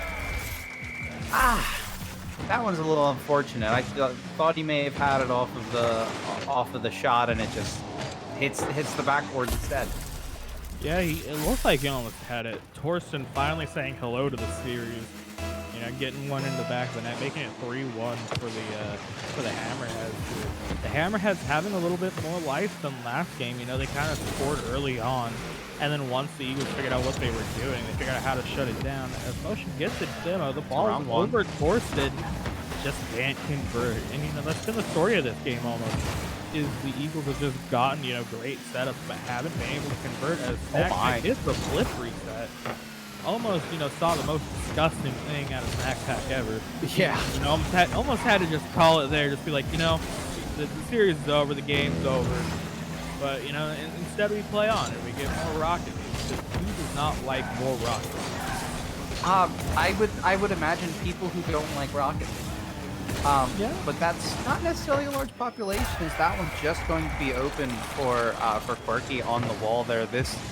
Now this wall challenge looks a lot better. His teammate may be forward, but the ball's a little more optimal. Not as covered in the midfield. You like to see that, and gets them back in at 47 seconds to go. They just need to find one, and that's more than doable. As Snack Pack being very patient, just trying to sit behind the ball, take some 50s, making Quirky send this ball off into his own corner as he comes up and challenges Motions, trying to collect this one on the side of his net. Struggles to do so as Torsten gonna knock this one high across the middle, catches this one to the wall, has 45 still left, and looking to get this one mid. Not able to get it as mid as he would have liked. Motions putting this one on, but Quirky is there, going to be able to pick up this 100 boost, has this one a little awkward off the ceiling to the backboard, but Snack Pack is there, down 7 seconds. Motions up, has this one off the wall. Quirky needs to be there, it is not. Torsten sends it down to Snack Pack, who can send it forward. Open net, doesn't matter, it falls. Hammerheads take game 2. And Hammerheads take game 2. Series is 1-1 now. Tied it right back up. And I want to go back to the question I was asking at the beginning of the game, where if the Hammerheads were going to shut down as many shots as the Eagles were taking from the last game. And, looking at the stats now, the Eagles have 12 shots, and the Hammerheads only took 5. The Hammerheads took way less shots, but they still managed to pull it out, even though it was only a 1-goal game. They managed to get the win. They managed to get the job done. And at the end of the day, it doesn't matter who has more stats and what. If you can get that job done and you get the win, then what's the problem? If you get the win, there's not necessarily a problem. There's usually some small things you have to fix. We may be a minute, everyone. There was a request for a lobby reset, so that is something that both teams are able to request is a reset. So we will remake the lobby, get back into it for game 3. But good recovery from the Hammerheads. I saw that. Taking this win, they had 3 goals. I think it was on like 4 or 5 shots. So as opposed to the Eagles, who took 12 shots. So and I think that's just a difference of that the Hammerheads are taking more quality chances, and the Eagles are just kind of throwing everything they can at the net and hoping something sticks. Because I also think it was a situation that I think that the Hammerheads only had like 6 saves on the Eagles' 12 shots, so a lot of missed shots. And it looks like we have everybody in, and we'll give them the join up and get started here into game 3. Yep. So get started here. It's you can almost think of it as a game 1 again now. Mhm. Both teams are 1-1. So as much of it's not being a feeling out game like an actual game 1, the momentum's kind of dead even. I wouldn't say the Hammerheads have more momentum, because they lost game, they won a game, it kind of evens out there. Yeah. So I'm almost interested to see the plan of attack here. Last game was seeing Torsten getting their first goals and saying hello to the series. And we almost have to wonder if the Eagles, if they bring back out that aggressive demo, passing offense, where they got all that pressure but just couldn't convert. Or do they maybe go for something else because they think it didn't work, so it's not going to work this time? Yeah, as that is Yeet from the ceiling. He's going to actually slam that one home with a little assistance from a Hammerhead to get that one to the back of the net. Still just a fantastic play, and it did come off of the top of Snack Pack's car. And Light, just so you know, Yeet just said he just put that one out to you, just so you know. Yeah, he dedicated the goal just like some people might dedicate some games or a win. Said that's for my Pookie. Pookie, yeah. So, sometimes sometimes you gotta peek for your Pookie. exactly. Sometimes you got to do it. And there was just one of those moments as Quirky gets a nice little dribble, but it just saves away. Almost had a 2-0 game. But now we're looking at maybe an opportunity to tie it up. Doesn't go in the net. Motion opts to not go for full boost. They had about 7, so you can see what they're doing, but nothing falls yet. The demos are starting to come back out as that was a very aggressive challenge, and Corky finds the back of the net again. It's an aggressive challenge, but I do like the demo rotation out from motions though, as that really opens up that opportunity for Quirky. It really makes the position that Quirky's in a lot less aggressive in a way. Like if motions doesn't get that demo, Quirky's it's not in a bad spot, but it's still pretty aggressive. But as soon as that threat from the opposition is removed, it's real good position. Obviously, is Quirky able to score off of that, and Motion's going to put this one into the corner, and Thorsten already up for that one and finding some more 50s in the corner as the Hammerheads trying to get their scoring started, as Quirky just continuing to take very solid 50s, not really winning them in any kind of direction, and he's just killing the momentum of the ball every single time, it seems. Yeah, just killing momentum, but sometimes at the end of the day, that's all you need. As long as your teammate knows you're close enough to make a play on that ball, killing momentum can be very deadly. Because all of a sudden it goes from booming the ball and, having to play this fast-paced game to you can slow the ball down for yourself. As Snack Pack almost puts at top corner, almost made it 2-1. Hammerhead still looking for their first signs of life in this game. The Eagles found 2. This could be dangerous as it's saved away by Snack Pack, but the danger is still not fully cleared. As now Quirky's waiting back with full boost, so we'll see what happens. Oh my. Oh my. That double fake. That was disgusting. That's all you can say about that. Goes under Quirky. Ball bounces up. Snack Pack fakes out the last defender, gets it into the net. And I might need some Windex or something to clean my screen off after seeing that one. Yeah, it got real dirty all of a sudden. Yeah, just a great play. Just using the brilliant mind is Motions somehow using. I'm not quite sure what of his car to stop that, but he did. As a demo does come out, can't find this flip, and the only person there on the receiving end of Thorsten's pass is Quirky. Gives a full length clear to that ball, and Motions is deleted, but this does keep the ball out of Snack Pack. Does have full boost, but that's a very open net to shoot at, and Snack Pack using only a bit of that boost to find his way into that save. And this one's super awkward for Quirky, and he somehow makes the save, but Thorsten is there to put home the follow-up. I mean, that's an incredible save, but that's just so unfortunate. A little unfortunate, but I've heard people say, when you double commit, it's twice the opportunity, twice the teamwork, and that's just what the Hammerheads need.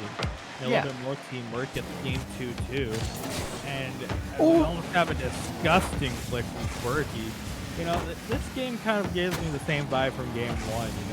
The Eagles this time were up 2-0, and now it's 2-2. So, this series has been a lot of the same, the stuff throughout each of these games so far. And I've just had a great time navigating between things like bounces back, and it's on the line, and Quirky gets it in the net. And we've had other things like Snack Pack's disgusting double fake. So I'm almost wanting this series to go the distance. Just to see what else can happen.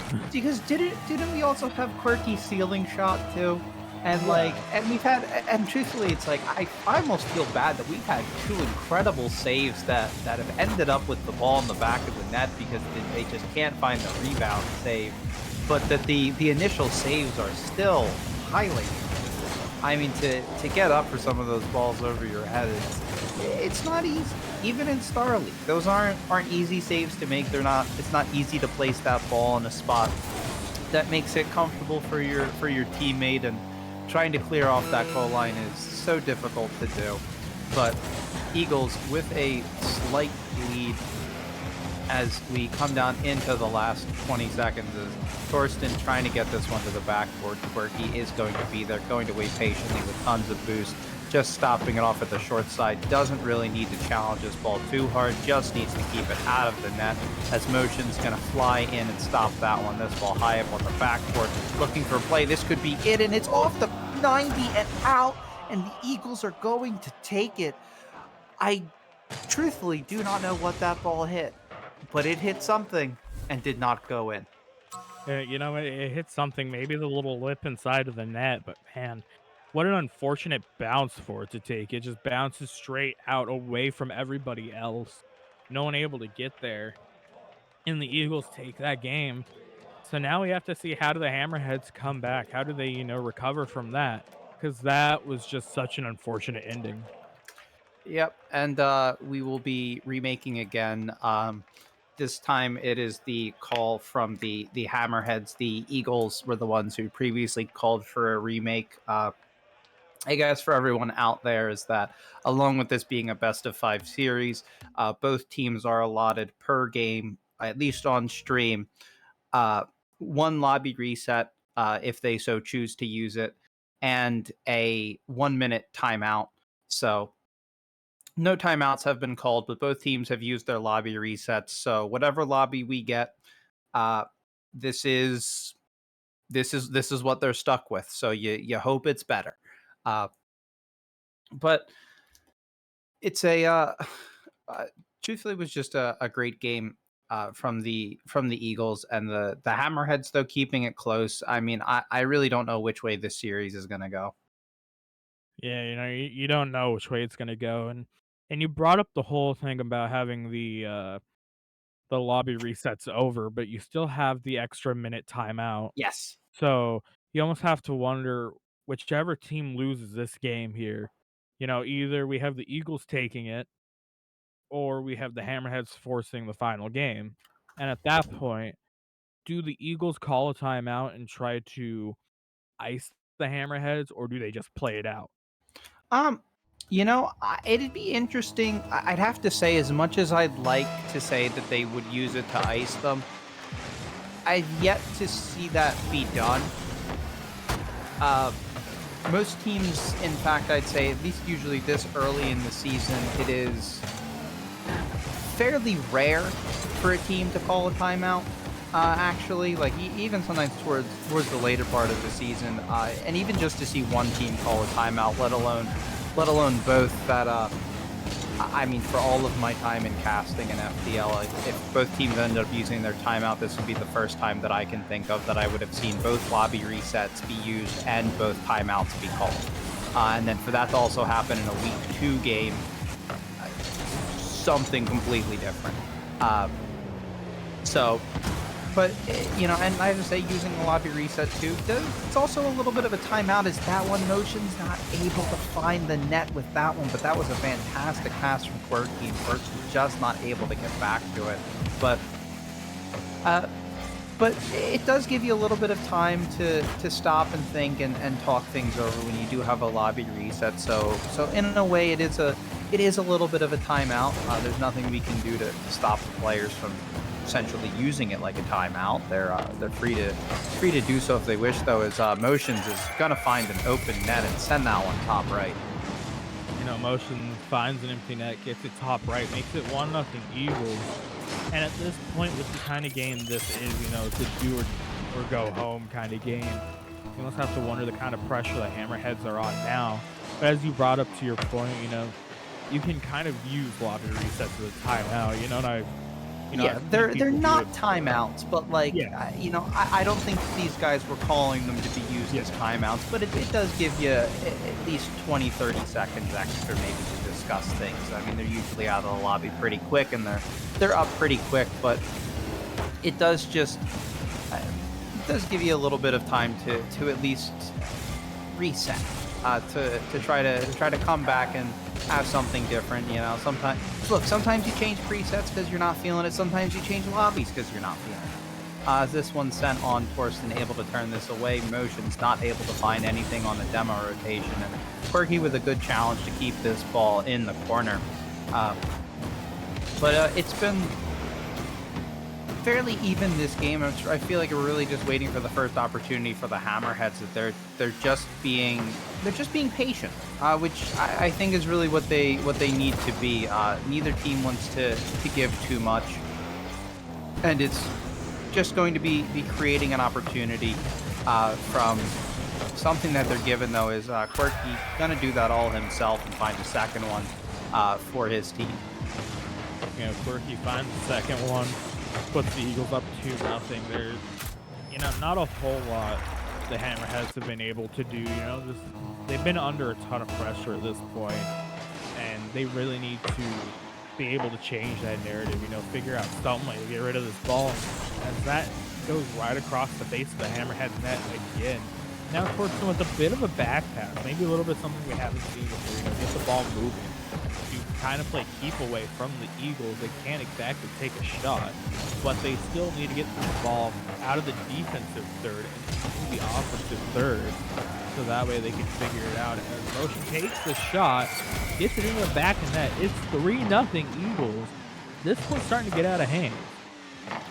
Yeah, it certainly could. They really, though, is Hammerheads just need one, and then it's not too bad. I mean, then you only need 2, and 2 goals, and oh no, that is wow. The Eagles, the beneficiaries of their traditional namesake in the own goaling department, that the Hammerheads looking to emulate the behavior of this feathered flying creature.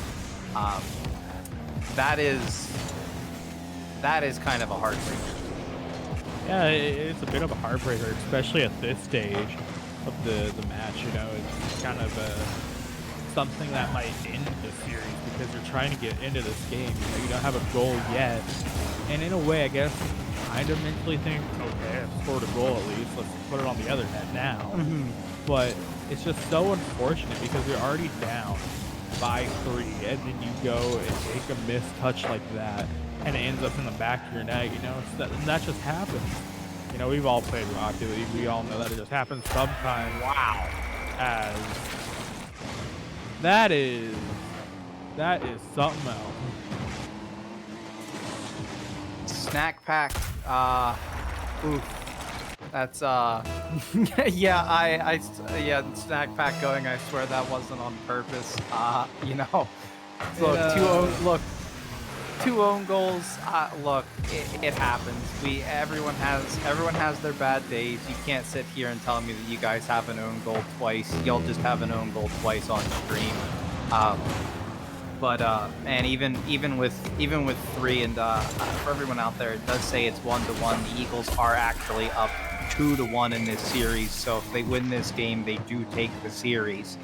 This is a deciding game here. As Torsten able to find one in, and if this is if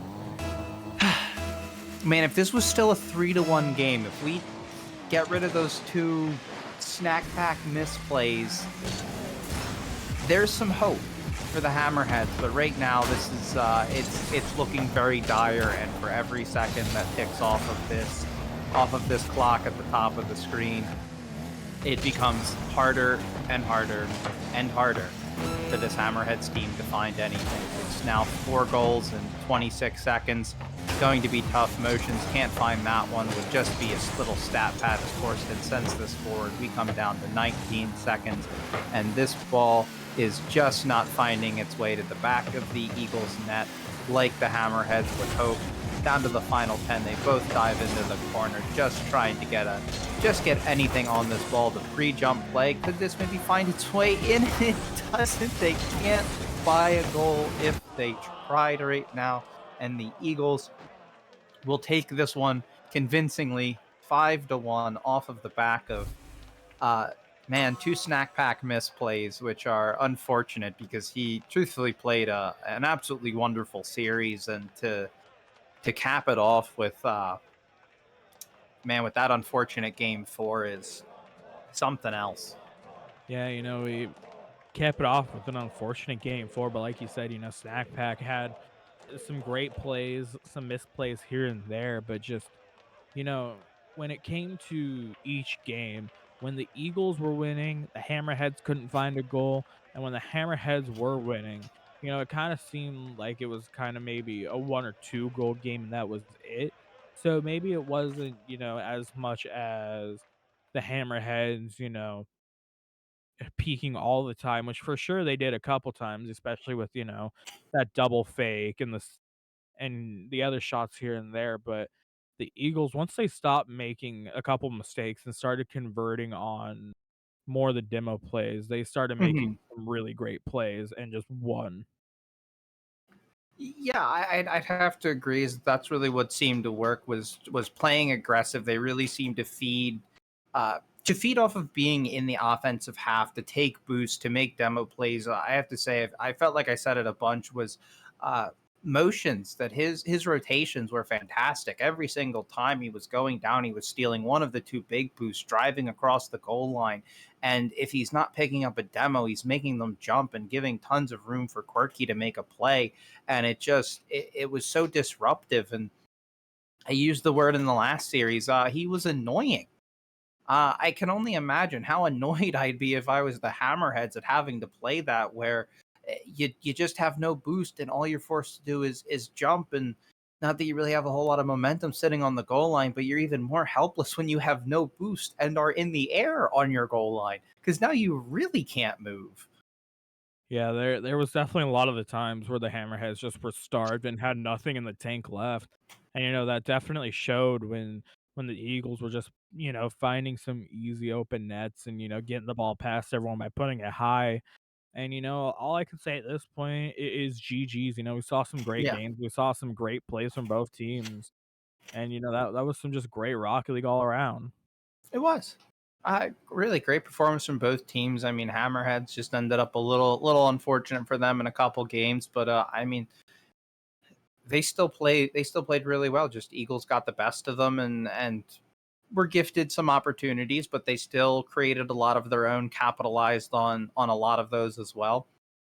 And good to see them pick up the win. I mean, I don't think that that's something to hang for the Hammerheads to hang their head about. I mean, there's still a lot of Rocket League left to play. It's only week 2. There's still 8 more weeks. They have a lot of time to pick up wins and try to make a march for the playoffs.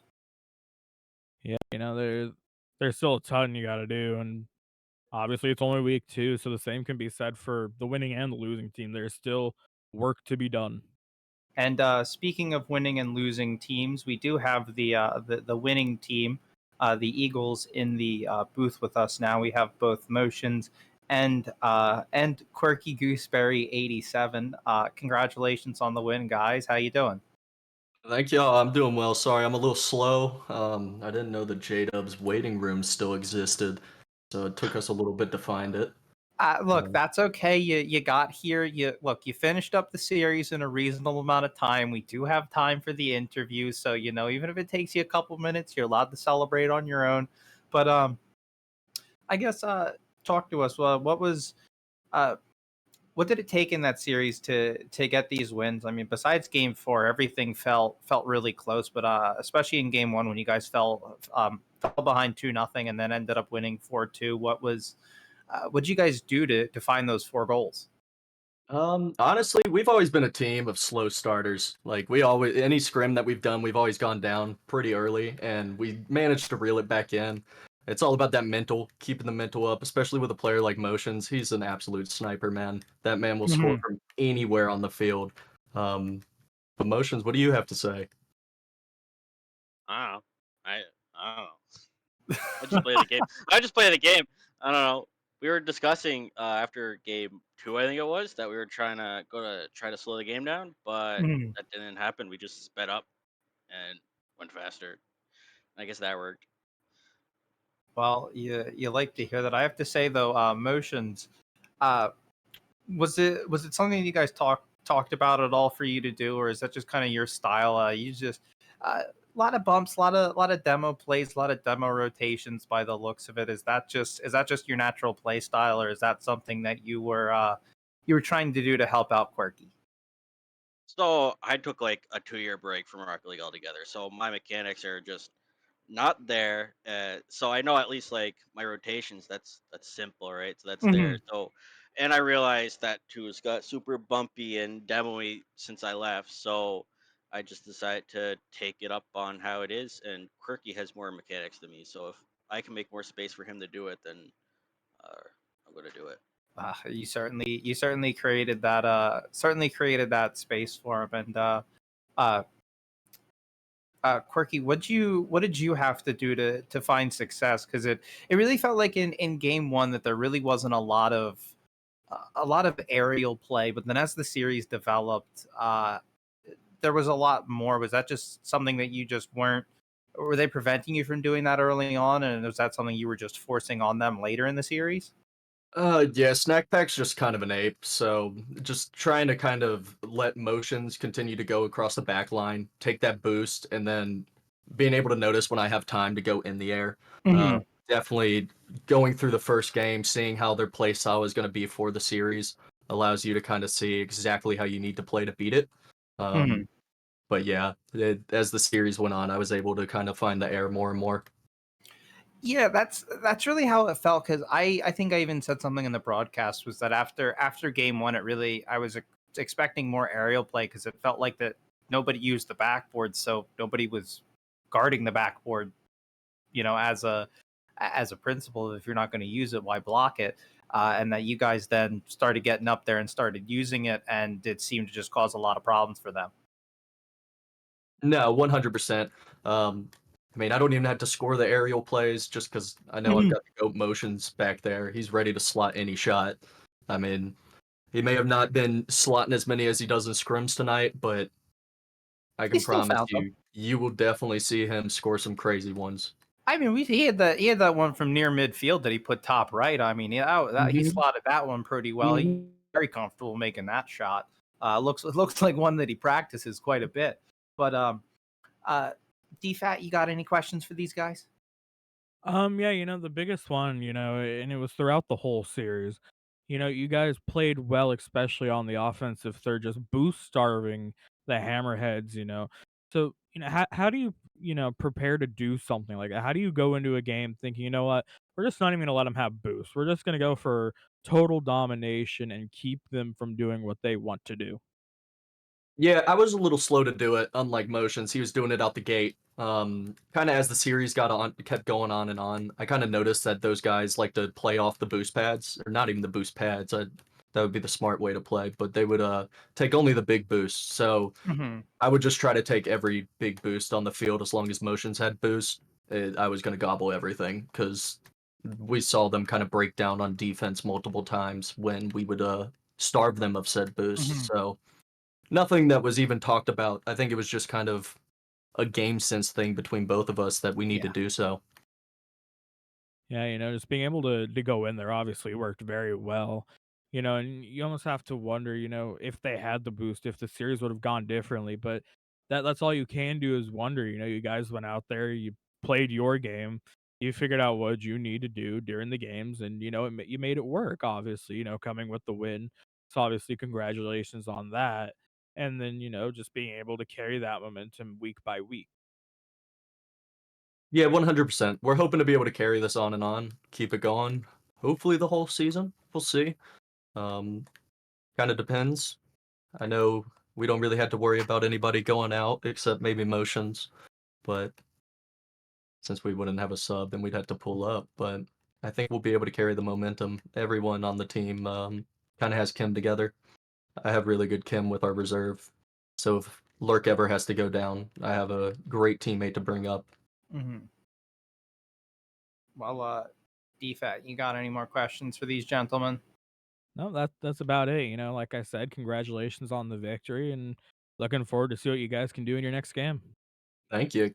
Can I have like a closing remark? I was. Give me a second. I was about to get there. I have no more questions for you guys, so I will pass the floor over to you. You can say your remarks. Don't make them too long. Please just gentle reminder. You are on stream. Uh, I know you know the rules, so the floor is yours. I tend to break said rules, but I won't I do know, that please today. don't. I just wanted to give a shout out to my Pookie Bear Light. He's always been there for me, and I'm glad that I could pull out a big win for him because he's such a cutie. Well, that is absolutely precious. Motions, do you have anything you'd like to add? Nah, just GG's. Alrighty, cool. That sounds great. That's the Eagles taking down the Hammerheads 3-1 in the Star League. We're going to go to a short break where we're going to come back. And as I look for the game, we're going to move up to the Elite League where we will see the Gators taking on the Owls. This will be my last game that I'm casting this evening and this weekend. DFAT will be carrying on and will be joined in the next hour by KG Fan. So for DFAT, I've been Mia, and you've been watching Frontier Doubles League. Please join us again in 10 minutes.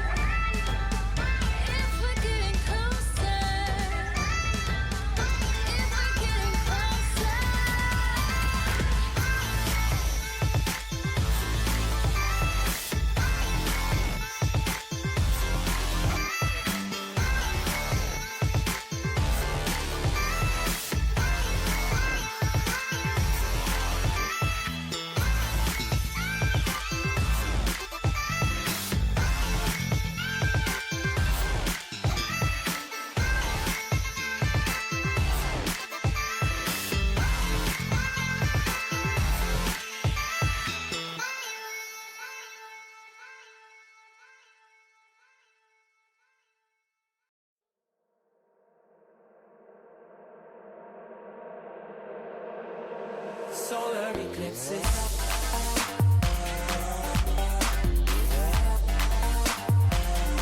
Solar eclipses.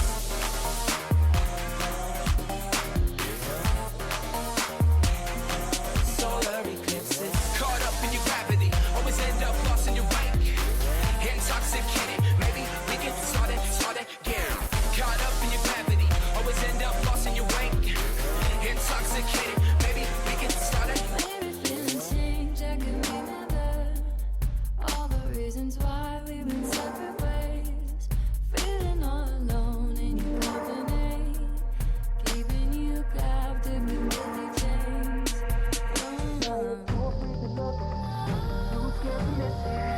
When night and day, solar eclipses.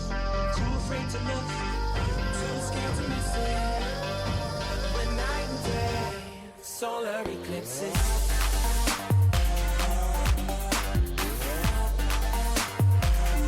Solar eclipses.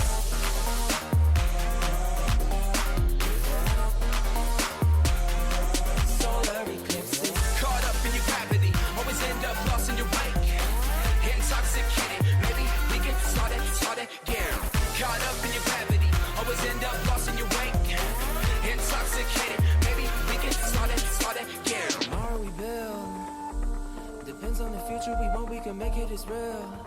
Maybe we will, though. Give up the ego. Making it feel good. Too scared to just let it go. Too scared to just let it go. Tomorrow we build. Depends on the future we want, we can make it as real. Maybe we will, though. Give up the ego. Making it feel good. Too scared to just let it go. Too scared to just let it go. Caught up in your gravity, always end up lost in your wake. Intoxicated, maybe we can start it again. Caught up in your gravity, always end up lost in your wake. Intoxicated, maybe we can start it again.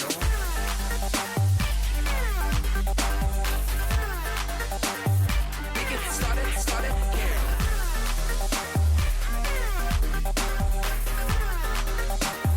We can start it.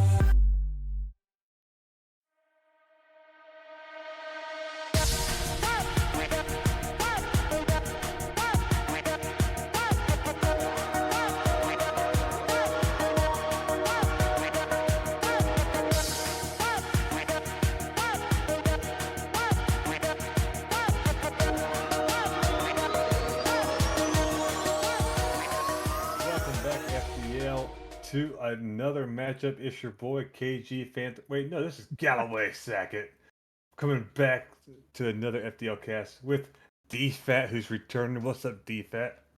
How's it going? You know, ready for some good Rocket League. We're taking a step up, and this will be exciting. Heck yeah, dude! It's a pleasure to meet you. It's a pleasure to meet your voice and you using the camera, unlike me tonight. Damn, I'm ashamed. But You know, this is the punishment for the audience. They have to see my face. You know, um, I take it as a reward. you know, at least we'll get some good Rocket League here. You know, we've got the Owls and Gators going at it. I'm excited. You know, see what FDL is all about. You know, the last series I casted, my first one casting for FDL, so get to see a bit of a step up from what I just saw, and you know, see what this is all about. Well, you say it's a step up, but I guess on paper, Elite technically is. Speaking of it, we have our boys who are able to go in. We have Tyler and Mark for the Gators, and we have Reese and Alex for the Owls. This should be a good matchup. I'm looking forward to it. We have Mark. Oh, well, who do we have in kickoff? Everybody's in kickoff position. Who knows? I ain't going to say it. They'll mix it up on me before I say it. Just send everybody, you know, 4 people going for it. They'll figure it out. Oh my god, I wish. Yeah, it might be a bit of a mess, but the ball will end up somewhere. As you know, the Owls are already a little bit of pressure, but the Gators kind of right back. You know, like I said with Game 1 last series, it's a bit of a feeling out process. So I just have to wonder what teams are gonna do here. You know, maybe we'll see a bump or a demo, as I'm saying it. There it is, right there coming out. And, you know, maybe we'll see some passing play. We'll just have to wait and see what happens and enjoy the ride. passing plays in the elite, my good sir, get on out there. They don't happen. Nah, when they do happen, though, it's beautiful. We see Alex trying to get back, gets the save on a shot by Tyler. No booster, gets the pad before Tyler can challenge. Mark not letting it get far. Reese goes up for it and gets the clear, making both these Gator players having to retreat backwards.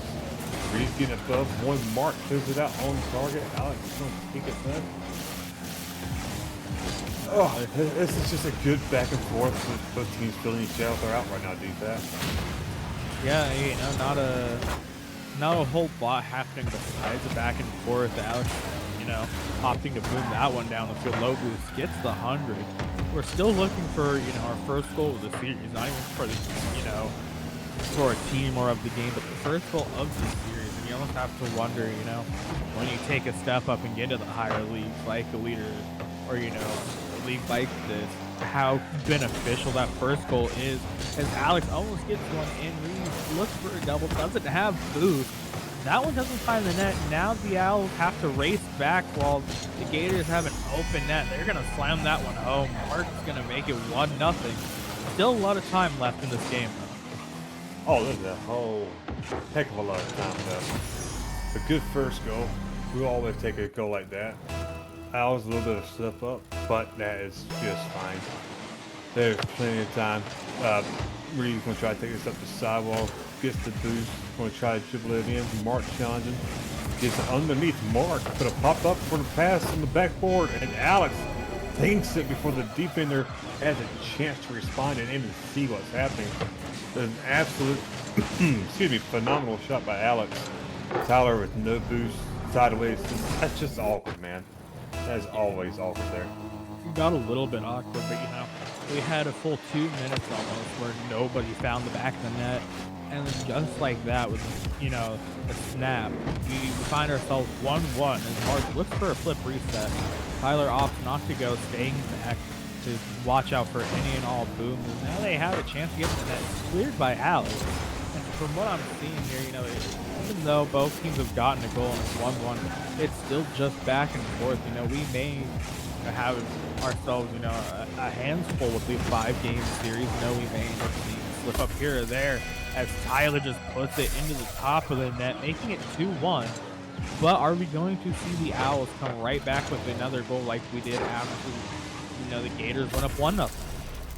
You know, it's very possible, especially with this team here. Alex already just popping off on the scoreboard. Well, and Reed is yet to fully wake up. So once he does, man, this makes it a very popping Owls team. However, Tyler, not going to make it easy. Going to try to get it down the field. Goes up the wall with it. Going to try to see if he can't get it past Reeves and get it to his teammate. Doesn't quite get control of the ball to dribble. Reeves trying to pop it over Mark. Not happening. Mark stalling the offensive pressure, allowing Tyler to take it to the corner. And man, Tyler's going to try to get the flip reset. Gets the free step. Gets it past one with it. Puts it to Alex's weak side. But Alex not being panicking, not pressuring. Keeps control of the ball. But let's see if he can't get a goal here out of it. Yeah, you know, that's a huge thing, especially on defense, is making sure not to panic, stay in nice and ready to make a play. You know, because once you start panicking, you make things very awkward for your team, and then, you know, you kind of give up more open net, easy shots. And the bump attempt there from the out doesn't happen. Marsh almost takes it into the opposite corner, but couldn't get around the ball. Owls low on boost here. The shot on target, maybe a chance to get out. You know, they are being starved a little bit right now as this Gator team is just putting on the pressure. Reeves gets boost, maybe a chance to clear the ball. Mark waits for the ball to come down to him. You know, this has been a lot of just slow the game down, take control. And at this point, you know, it almost seems like both teams want to play that style. Just it's working out for the Gators a lot better than it is for the Owls. Yeah, they're doing a fantastic job of making it work, and a good demo by Reeves on Mark as he's trying to get to the ball. Tyler gets 50 though, not allowed now to take advantage of it. Reeves going up, gets it over one, gets on the ceiling for a flip reset, can't use it before the Gators slap it away. Tyler trying to get on target, can't. Mark pinching it, keeping it offensive going, and a misplay by Tyler trying to psych out Alex, but it does not work. Alex sinking it with 35 seconds left. making it a tied ball game. And holy cow, man, we have ourselves a game right now. Yeah, we have ourselves a game. You know, the Owls finally tying it up. Tyler had a bit of an aggressive turn instead of, trying to make sure that ball doesn't go in the net. Looked to make an offensive play and he's paid for it. But with how the team's been going, you can't panic. You can't start to make mistakes at this point because even though, no one played the stake-free Rocket League at this point, if the Gators just keep with what they have been doing with the pressure and with the boost starting, you almost have to think something has to go in at some point. Like right now, the Gators on offense, 6 seconds left with the timer counting down. A goal here would definitely end the game, as it looks like that's going to be kept up by Alex. They're taking it down the field. There's a chance we see a 0 second, and as I say that, the ball hits the ground. We have overtime. Indeed, an OT first game, yeah, cool. You kind of love what it means, or possibly means for the series. I would love a good OT first game because most of the time, not always, most of the time that either means both teams are filling each other out and haven't gotten into the rhythm yet, so the action is going to increase. Or that means that it's just going to be a really fun series to watch. Either way, I'm happy for it, ready to see it.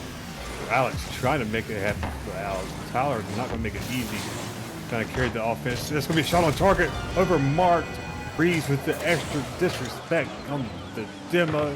And like that, before we could have anything else to say, game one is over with Owls taking the first fat W. The Owls, they take game one. It looked dim for a moment for them. The Gators just had that pressure and they had, the boost starving tactic going like we saw, last series from the Eagles. But, maybe, it works for some teams and it doesn't.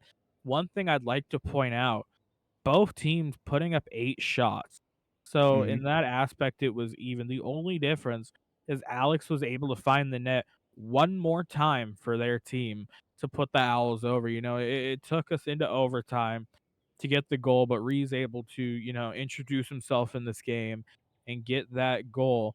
And, when you look at the saves too, both teams, 5 saves. So this might be a very even matchup for the next game. Yeah, dude, I'm hoping it is. I'm hoping this doesn't just turn into a sweep because neither one of these teams deserve that at this performance we just got. And I mean, that's just an amazing effort. 5 saves apiece, 5 or 8 goals apiece. The only thing that really wasn't the same was just shots and assists, or goals and assists, which, obviously goals aren't the same because you got to have a winner somehow. But I how would hope so. a 20-minute overtime incoming. Calling it now. Oh God, never mind. I'm not calling that. Please don't happen. If we have a That's 20-minute overtime, oh boy, at that point we're calling it a best of 3 series instead of a best of 5.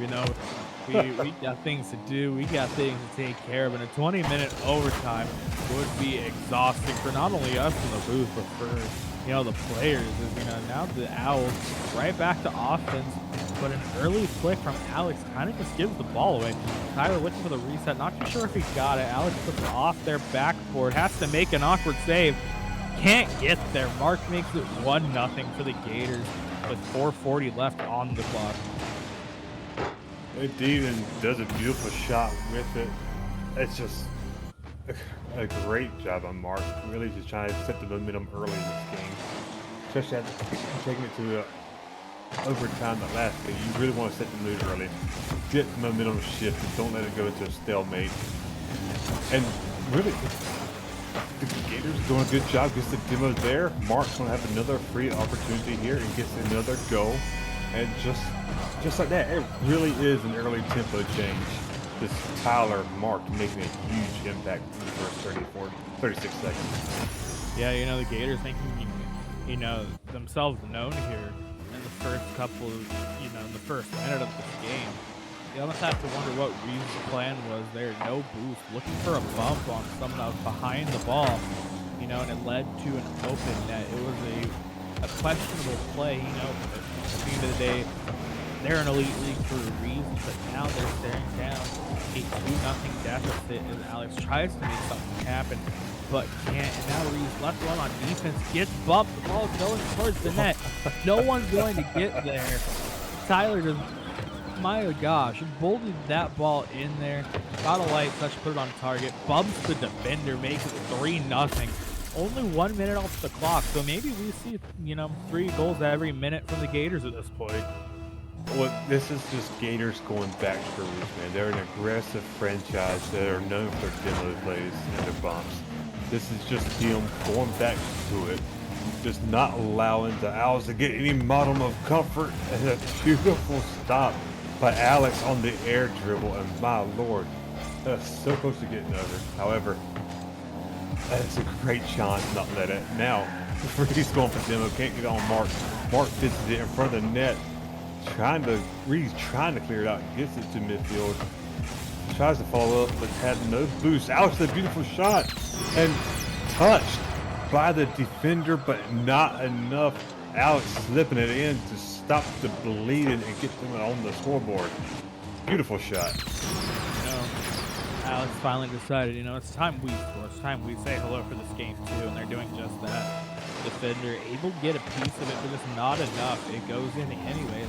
It's only a 2-goal deficit at this point. As long as the Owls play smart, don't get over aggressive. If there's a shot on from the Gators there's definitely enough time for this to be a comeback, because in 2s and 3s are a very different beast. 3s you have to beat at least 2 defenders. 2s you only have to beat 1. And the Owls, they can almost thank people for that, because they really don't have to do too much here, as Tyler puts it in the back of the net, making it a 4-1 goal or score line. And now we're looking back at another 3-goal deficit for the Owls, having to come back. At this point, it's going to have to be a goal a minute, which is very doable. 2:54 left on the clock, but I feel like they almost have to get something going here fast, because the momentum at this point for this game is all on the Gator side. It really, truly is. The Gators doing a great job just maintaining the momentum and control, whether it be just their skill with the ball or just taking out the opponent. And as I was trying to get around to that, the Owls did a good demo, but was just unable to do anything because the other Gator players just locked them up in the corner. They're just doing a great job with their spacing and their pacing of the game, not just their own pacing, but just in general, not allowing the ball get away from them. Mark trying to get it past Reed, can't do it, but gets bumped for the effort. Now Tyler gonna try to take it, can't get it past Reed. Reed rushing for the ball. Mark gets the boost, gets the clear. Alex going up, gonna try to get a touch off that wall, can't quite get it. Tyler not letting it happen. This bump just maintains control of the ball. Reed's no boost, can't get there. And my lord, T-Fat, that was so close. That goalpost, though, not moving an inch for the Gators.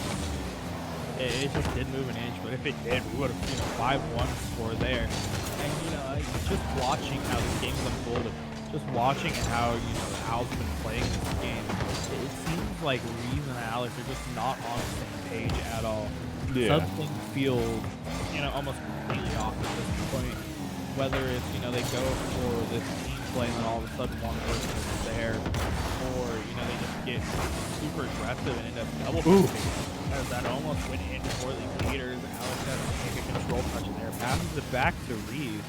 We're looking at maybe an offensive chance for the Owls, but, back to my point, it just seems like this Owls team has not been on the same page from the get-go. Almost, they had to thank their lucky stars for being able to take game 1 and need to fix something here to take this game. What a not save. on, almost goes in, but what a save from the Gators. The good point is not necessarily, I think, that the Owls is not on in sync with each other. The Gators really are not allowing them to get in sync. The Gators just being everywhere, pressuring them, bumping them, demoing, just challenging, not allowing much time to set up. And it really is having a huge impact on Gators' team, because I don't know Alex too well. I do Reeves, and I know this Owls franchise. They can set up plays and make stuff happen. The Gators just not really allowing them much chance to do so. You just see it almost every point in time. There's a Gator on the ball or on another person. And it's working, especially in this game too here. The Owls seem to have done a good job at stopping it, getting a goal, and only allowing 1 since, especially after the 3 in the first minute. But Yeah. the Gators, man, are just overwhelming, or just about overwhelming the Owls, and you can see the shot difference of 11-6. No, still exactly the same saves, but Yeah. the Gators really put up the pressure this game, and it showed. Yeah, the Gators just, decided they didn't want another OT, and made the series 1-1. Owls managed to get the first one, I believe. But just, like we said, the shot difference is insane this game. You had the 6 for one, you had the 11 for the Gators, and now you just have to wonder if the Owls attempt to shut down the Gators from offense with bumps and demos, try to stop them from disallowing this Owls team to get anything going. Because, like you said, the Owls have been able to make plays, make things happen. They just haven't had the space or time, or for that fact of matter, boost to get anything going. So maybe they Hmm. need to slow this play down. Maybe they need to go back to the controlling game. Because when they did that last game for game one, it definitely worked out. So maybe we see that happen again. I agree. It'd be really nice to see them go for more control and make the plays happen because when the Gators are pressing them, if you can just control the ball, get it around them, and maintain control after their challenge, we'll see them get into a 2v1 situation or just in general a better situation. See Alex right here controlling the ball off of kickoff. No boost, didn't need it. Just got the ball, made Tyler play with his back foot, forced him onto the wall, and just carried it in. The control is what is a big factor for this Owls team. And it shows right there within the first 7 seconds. Completely different story from game 2. Yeah, it's a complete different story. Like you said, Reed has to race back for that one. Gets there to make the save, thankfully. There's a rule one in the middle of the field. This has turned into a 1v1 game, apparently, as now Tyler has a threatening look at the net. Can't get into the net, though. Takes Reed's boost, and now he has a ton to work with. His Reed's over for that. Tyler puts it into the back of the net, makes it 1-1. We almost got a full game at this point, like it just started, because we are dead even and almost a little more than 30 seconds off the clock.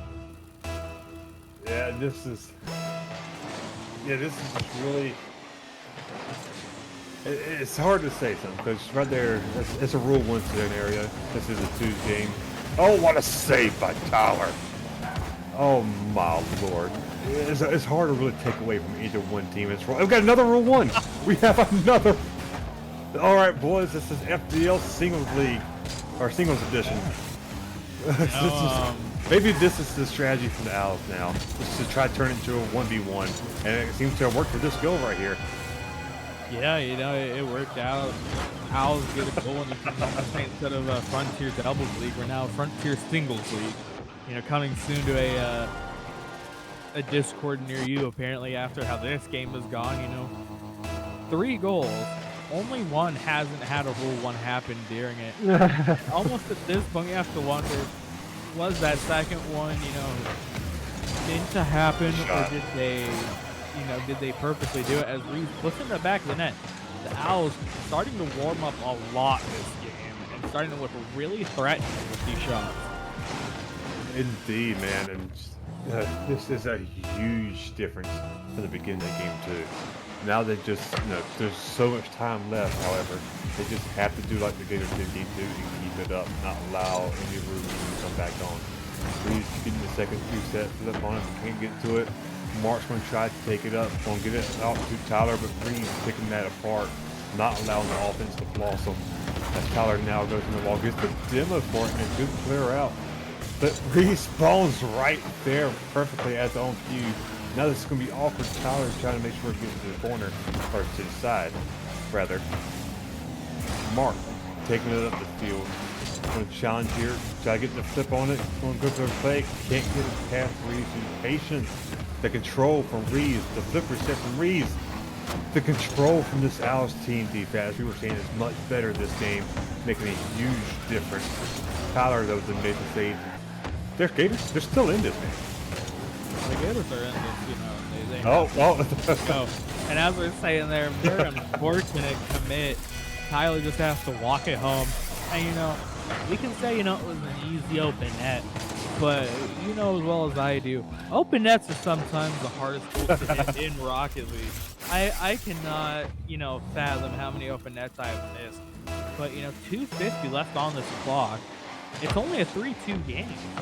The Owls have definitely scored off taking control, off making their plays work, as Alex has to turn that away. But now they have to shut down this Gators roster from getting right back into it. Yeah, man, and that's not an easy task at all. That's very daunting. But this South team, they've shown they can do it. However, right now they're very low boost. Mark's trying to get up on Alex on the back wall. It don't matter if they're low boost. The Owls doing a good job of using what boost they can get to clear it out, buy some breathing room, allow themselves to reset.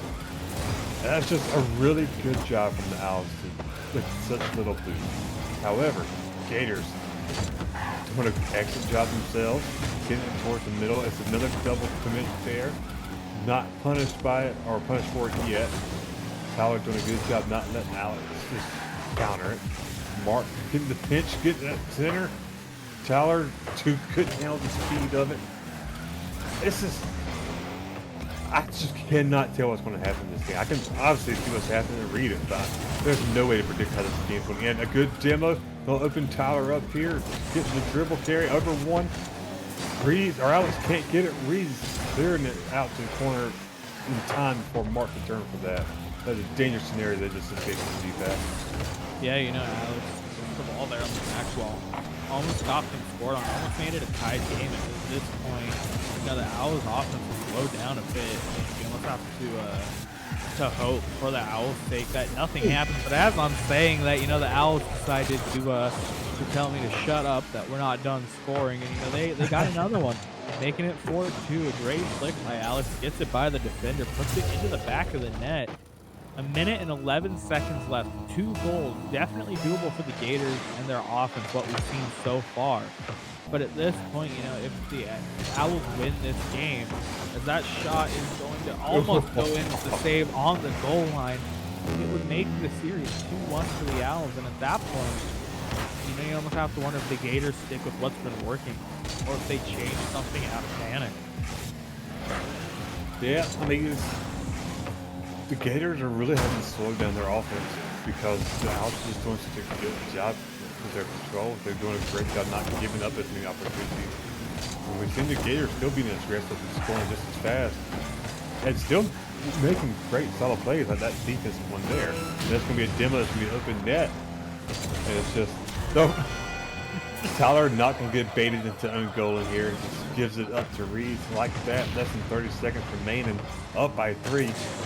I don't want to say it's safe to say this is going to be a 2-1 Owls victory, but they're looking a lot prettier right now. That's for sure. Yeah, you never really want to say it's a safe victory for any team until it's just impossible for them to come back. That's what that lady sings. Exactly. At this point, with the clock trickling down, it looks more and more likely like it's going to be an Owls victory here, applying match pressure at this point to the Gators. But with how the Gators have looked compared to how the Owls have looked in their victories, you almost have to assume that we're going to get a game 5. At this point, it's up to the Gators to come out and say, okay, this is what the Owls did. This is how we're going to counteract it, and this is how we're going to fix it. All they have to do is apply it, and at that point, we might get a game 5 or the series may end. We only have 5 minutes to figure that out. Indeed, and I really hope it's a game 5 because I want more of watching these two teams battle it out. But I know the Owls definitely don't want to try to take it to game 5. They don't want to risk that, and this is going to go, I believe, into a very intense game 4. And it's now, like you're saying, if it's a matter of the Gators, if they change something up or just go harder, go faster, go stronger. I don't know. I don't know how they change this, man, or what they do, but I'm ready for it. Looking at the stats, Gators putting up 5 saves. but the Mhm. Owls had 13 shots. A complete turnaround from what they had last game, because I wanna say they Mhm. had somewhere in the ballpark of 5 to 7 shots, if I can recall correctly. So they took a ton more shots, took away the Gators' offense, and the Owls applied their own offense.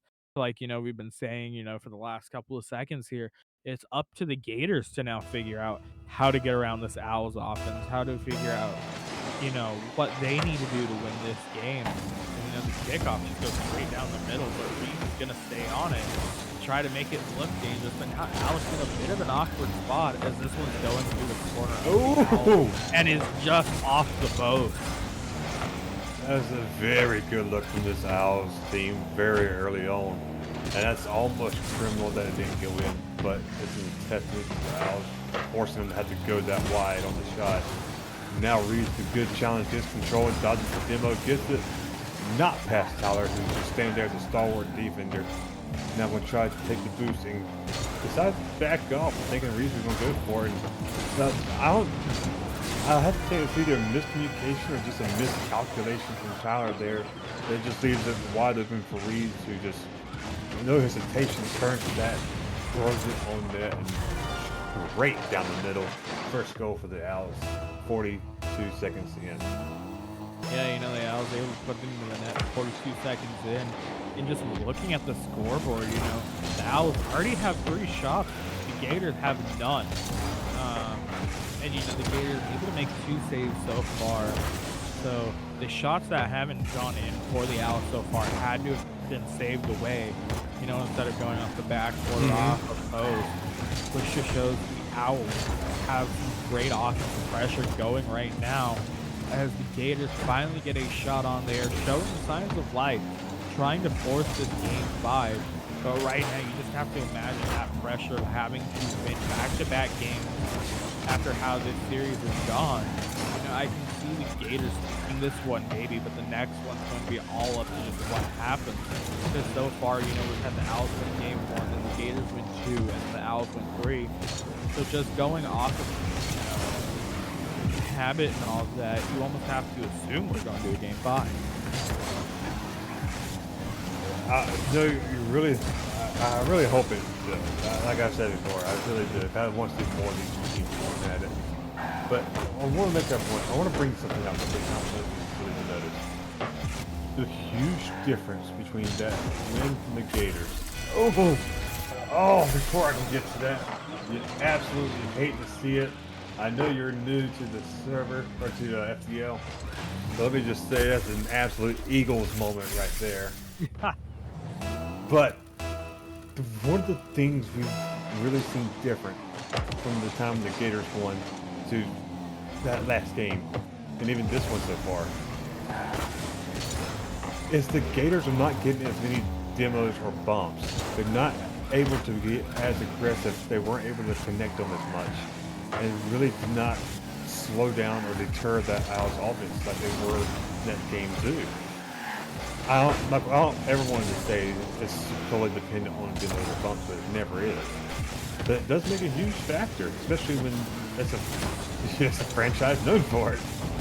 Yeah, exactly. They're known for it, and it makes such a big difference for when it worked versus when they didn't get it going and it didn't work out. But Tyler's able to get around both players there and put it in the back of that, making it 2-1 for the Gators. Like I was saying, we had a game 1 Owls, game 2 Gators, game 3 Owls.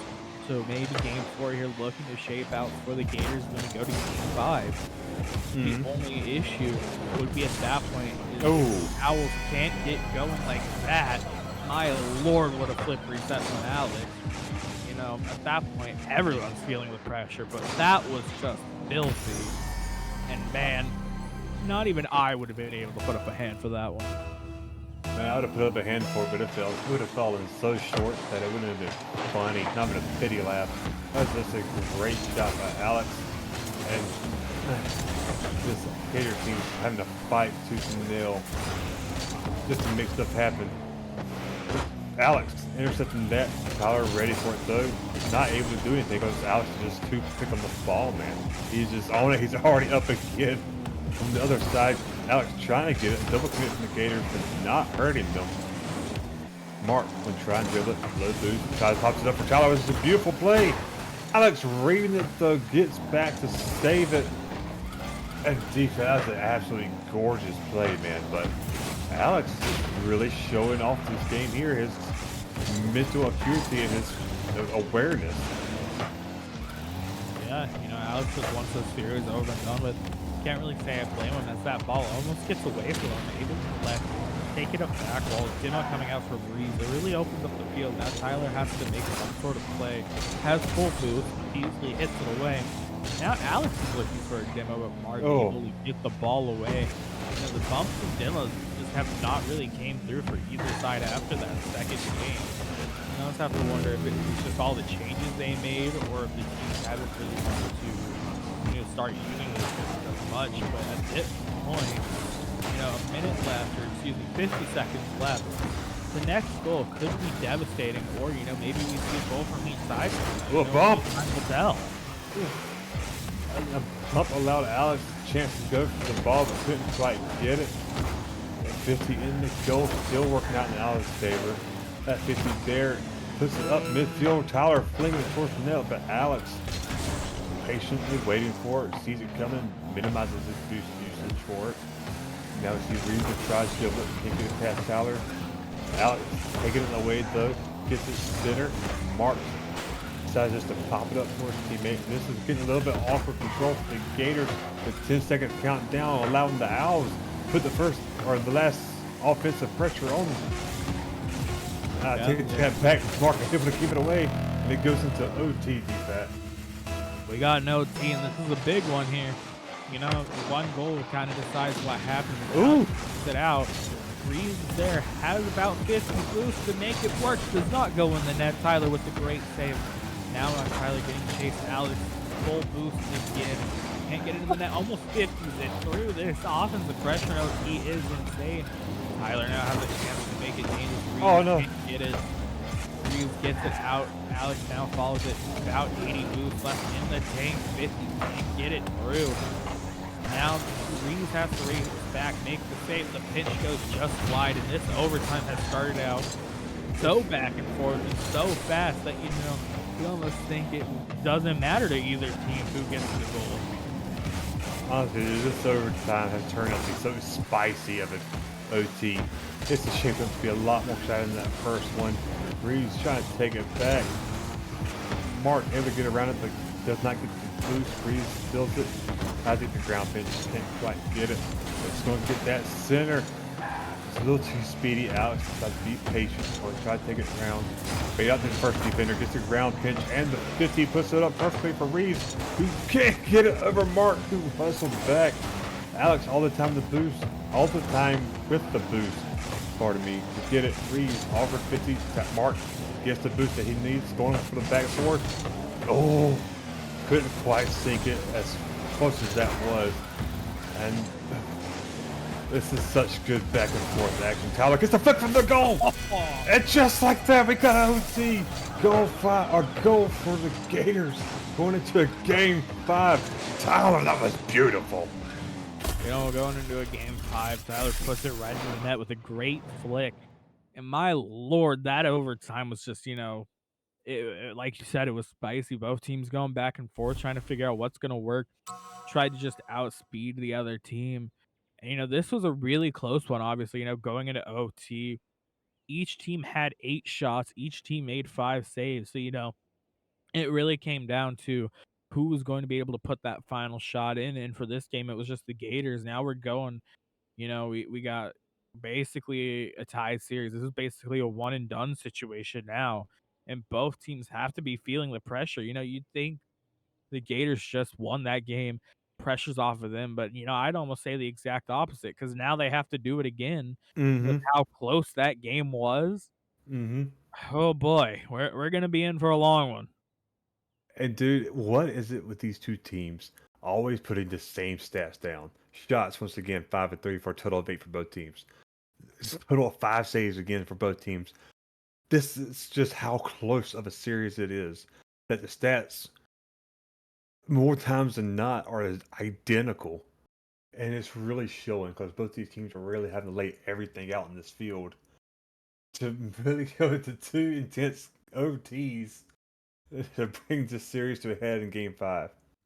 Yeah, we brought the game, all games, they led to game 5, and here we go. 5 minutes on the clock, that's going to decide it, either way, both teams played great to get here, but, now it's put your money where your mouth is time. It's time to go get the job done. Alex looking to make a great play, can't get it around. He's able to put it on the other side of the net, making it 1-0. Owls strike first, they strike fast. Now it's up to the Gators. Can they follow up? Good job on Alex to get the opportunity, but especially good job on Reeves just to read the situation that's happened. Noticing the second man for the Gators getting to a very awkward territory and just to put it perfectly in position to where they could not save it. And now it really is on the Gators to really try to answer that quickly, not allow this momentum to get carried away from them. Alex going to try to put it down, can't quite. It's dangerous for the Gators, but I don't think they quite had a position for that save. But they get away unscathed. Mark, double commit here. Get the clear out. Tyler punching for it's going to be on target. Alex, no boost, can't get it.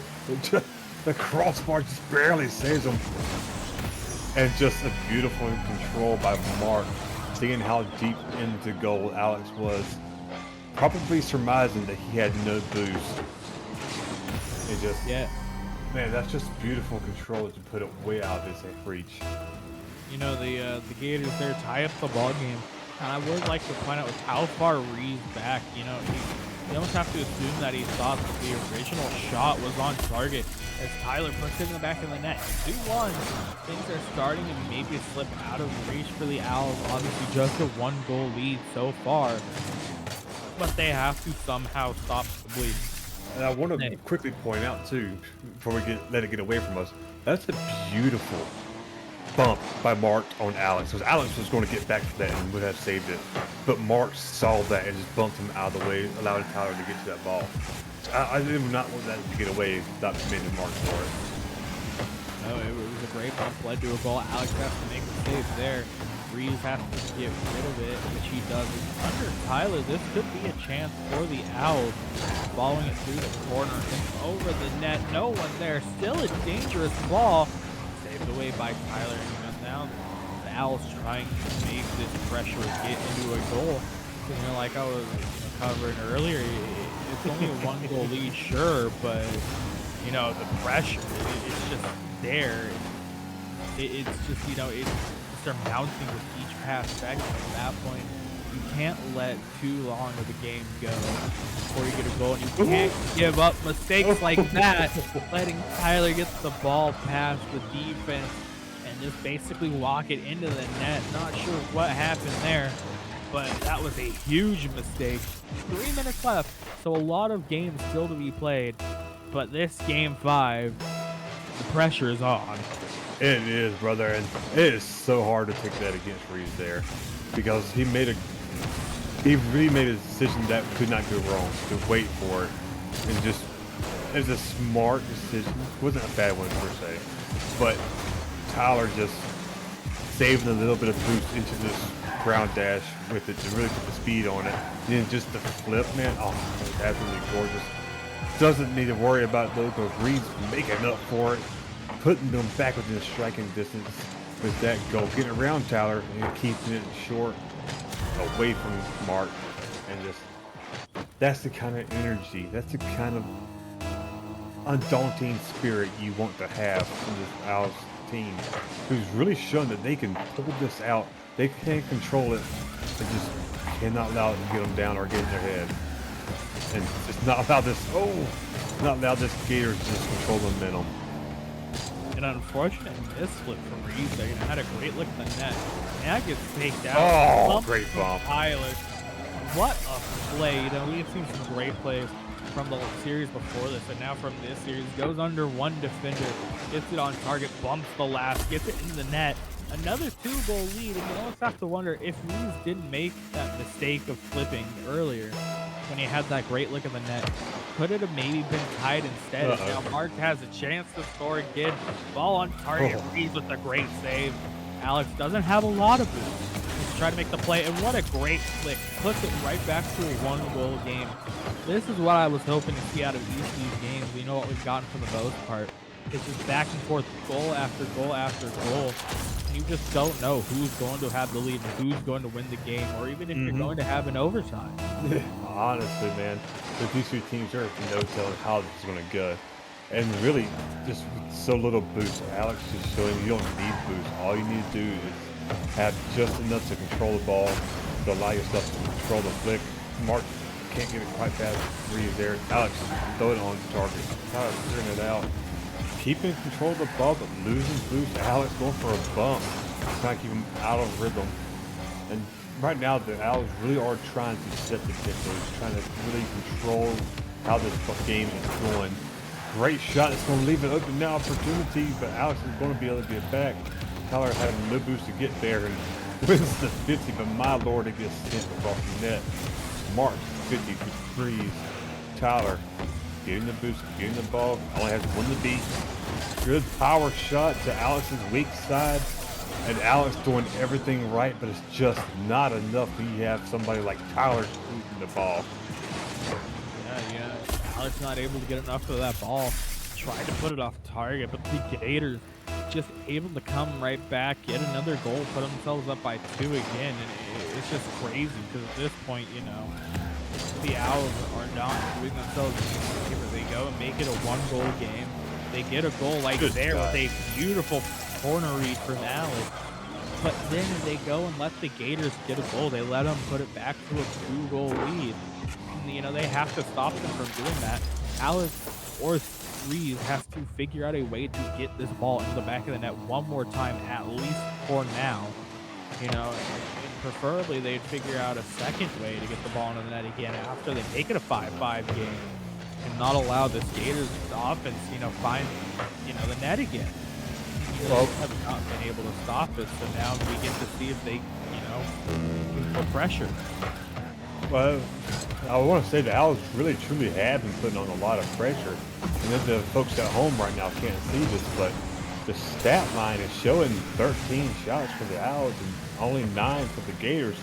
Gators having to make 7 saves so far to the 3 that the Owls have had to make that 8 saves. I mean, Tyler is in the 1,000-point club right now off of just about saves alone. Well, I can't say that. He's got 400 from goals. But he has 7 saves. That's 350 points off of that too. Just about as many from goals. The Owls are putting a tremendous amount of pressure against the Gators, and it's lethal shots. Very lethal, making them have to make these saves. Whereas the Gators, they're getting the goals, but man, it's just not enough when the Owls are out pressuring them, just really forcing their hand. And to prove my point right, Reeves making a beautiful turnaround off of that, just winning it with Tyler, and sinks it in with 10 seconds remaining. The final countdown. Will we get a third OT defat? You know, I'm hoping so at this point. A little bit of a team bump. They're coming out from the Owls. They're both are up. 3 seconds left. Alex gets it off the backboard. Reeves tries to make the read. Alex still on the plug. Can't get the shot off. We're going to overtime in this one. You know, you almost have to wonder how it's going to look as the kickoff goes straight down the line. Reeves looking for a bump. He got the boost from Mark. And now we'll have to see if he can make anything happen with that. Alex gets control of the ball. Tries to get around Tyler and does with a beautiful bump. Doesn't have a full boost tank. It's a good flick. Tyler hits it down. No one in net, but not a great shot from Reeves. He was backwards on that one. The Dragons get a little bit of time to breathe. Pressure right back on him. And this Owls offense is just relenting, but it's just Unrelenting, yeah. Yeah, it's just insane what they're doing here, but they need to make sure plays like this don't happen where the Dragons, the Gators get, you know, the opportunity to score, because when the Gators, you know, they get that chance, they will make you pay. Indeed, man, and what a save with zero boost that was from Tyler. This is going to be very dangerous for the Gators. None of them with boost. Oh, no! Oh, you hate to see that, and that's a demo that's going to be very awkward for the Owls. A beautiful shot from Mark, and criminal absolutely criminal that Alex could not sink it, and Gators taking full advantage of that, getting the demo, doing what they do best, taking a player out of the equation, and just hitting that on net. And my God, Yeah, that's what an OT. what no T. That's just unfortunate for the Owls. They had that one in hand, and they were able to, just keep them out of the net, and they got the win. But I just like to point out Tyler with 11 saves.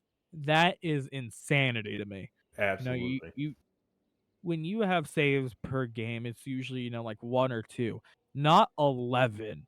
That is my gosh, that is something I have not seen before, and definitely something that kept the Gators in this game all the way to the end. And speaking of the Gators, we got these guys who probably got more sweat on them than body hair. Tell us how that game felt, boys. Oh my god. I thought it was over. I genuinely thought it was over. Oh, It Bro, it this guy's definitely freaking looked out. that way. yeah. You Oh know, my. I think the big question, that I think a lot of people are wondering, how did it feel seeing, that ball almost certainly in the net for that final game overtime, and then all of a sudden you're like, "Wait a minute, that didn't go in," and being able to make that counterattack. Uh, Comms went silent for like 2 seconds as soon as he shot it, and then as soon as he shot it and missed, I saw Mark had the ball, so I'm like, all right, I'm gonna chase upfield, and it just worked out. We were literally in shock. Like we Yeah. we both we both gasped at the same time, being like, "Wait, what?" Oh my. I gotta tell you, I stopped talking as well. My heart stopped. I was like, oh, not like this. Then Yeah. all of a sudden, as soon as I saw it did not go in, I instinctually knew this Gators team is about to make this into a 2v1 situation somehow and win. And a Uh, beautiful demo, which has really been y'all's bread and butter as a franchise, but this series especially, when y'all took control of the yeah. field, taking them out of the equation, that just really seemed to set y'all off. And how much of that was you saying, "Hey, I'm going to go do this," versus it's just naturally in the flow. Hey, look, I can take this. How much was that? Yeah. I honestly just saw him, and I knew that if I got him, that it would result in a really good attack. Every time we see that, we always go for it. I mean, we've learned from the best. We got Stoobs, as our Yeah. captain. Obviously, the demo man himself. Obviously, got to shout him out. The fiend. He's an absolute menace, and we always take that opportunity to show what he's taught us. Yeah, I mean, obviously you did there, the first game y'all picked up game 2, and then that game 5, my gosh, I don't think there was a single play where, there wasn't a bump or a demo, and it was just complete insanity. And then obviously, the fakes coming out as well, going under defenders, going over defenders, bumping players out of the way. Y'all really put up a great fight, and it showed, getting the win. Thank you. It was absolutely beautiful, and I know you said y'all or you thought it was over at some for that game 5, but how much were y'all surprised at the pressure that they were able to put up against y'all, especially in that last game? Because I believe what Tyler had 8 saves just to himself. I Yeah. mean, were you surprised and caught off guard by how much pressure was that, or did it just really not throw you off? You just said, okay, we'll adjust for it. Um, I knew both of them are really mechanical, so I knew, Hmm. if those saves were gonna come in, it was gonna be at the goal line. So we kind of expected it, but yeah, they put up a lot more than we thought. I wasn't Yeah. 100% surprised. I mean, I knew what Alex could do, but I was greatly surprised by the first game. That was kind of a wake up call to how they played, Yeah. and then it was kind of all adjustment from there. Gotcha. And not that last goal attempt by Alex, of course, but was there at any point that y'all think that's like, man, we threw it all out there and they're still going to beat us? They've played a obviously they played a great game, but it's like, man, they just straight up won. Or did you Uh, just always like, man, no, we got this? yeah, we knew what they were doing. We knew we could counter. I think it definitely hurt when Alex just like threw out that flip reset on us after we worked really hard for our goal. But yeah, Hmm. after besides that, we were in control. I felt like. Yeah. Man, well, I tell you, You can ask DFAT here. I think what game 3, I was like, it'd be criminal if we don't get 5 games of this. I want this, and it's gonna be another OT, if not 2. And man, I know y'all probably didn't want to sweat that much, No. but I enjoyed it. Yeah. I could smell the sweat from here. That's just how intense that game was. Yeah. As a caster, obviously you want more Rocket League, but also as a player, you know exactly how it feels to be in those Yeah. sweaty OTs, and you just want to stay as far away from them as possible. Yeah, we've You know, been you trying to almost have that wish fixed. you almost wish OTs weren't a part of the game. Yeah. Send in a draw. Yeah. But did you have anything else for them DFAT? No, I mean, like I've been saying, it was a great series all around. I really enjoyed, seeing both this Gators roster and the Owls roster going at it. Those OTs back and forth, man, how fast, how violent they got at points. It was great to watch, and I was glad, I got a front row seat. I didn't have to pay anything, and I was able to sit in the stadium and watch it. And man, at this point, I think I need to take a break before I start trying to bump and demo everybody. Well, I got one more question for y'all then. Is there anybody y'all want to give a shout out to? I know you shouted out Stoobs earlier, but is there anybody else that y'all wanted to say, this is for you, Dad, too? I don't know. You got any? Sifri, our third, Yeah, robot. couldn't play today, but he was cheering us on before the game. So Robot. gotta shout out him. Yeah, robot gave us a chance to team together. Pretty much it. Yep. Well, you just said Sifri couldn't play. Was he intended to play, or did y'all? Oh, y'all no, We we always knew. line up? we No, we definitely knew. were definitely thinking like, well, he planned on not being here, but we were definitely Gotcha. hoping to get some of our rosters in early. Got you. Well, Next week. Yep. looking forward to see what damage he can do, but for that, y'all did plenty enough damage to that Owls roster, especially on the field of those demos. I just want to say it was a great game. I appreciate y'all being here joining us. DFAT, my man, pleasure having you cast with me, brother. Always fun to meet new casters or returning casters. And Lasagna, man, in production, keeping things going for everybody at home to see this. From FDL, this is Galloway saying thank you for joining us for a fun weekend of matches. This has concluded the streaming for week 2. Come back on Friday, 8 o'clock, if FDL Central don't come in before that. But streaming starts again at 8 o'clock next Friday. Join us then again. This has been Galloway. Good night, everybody.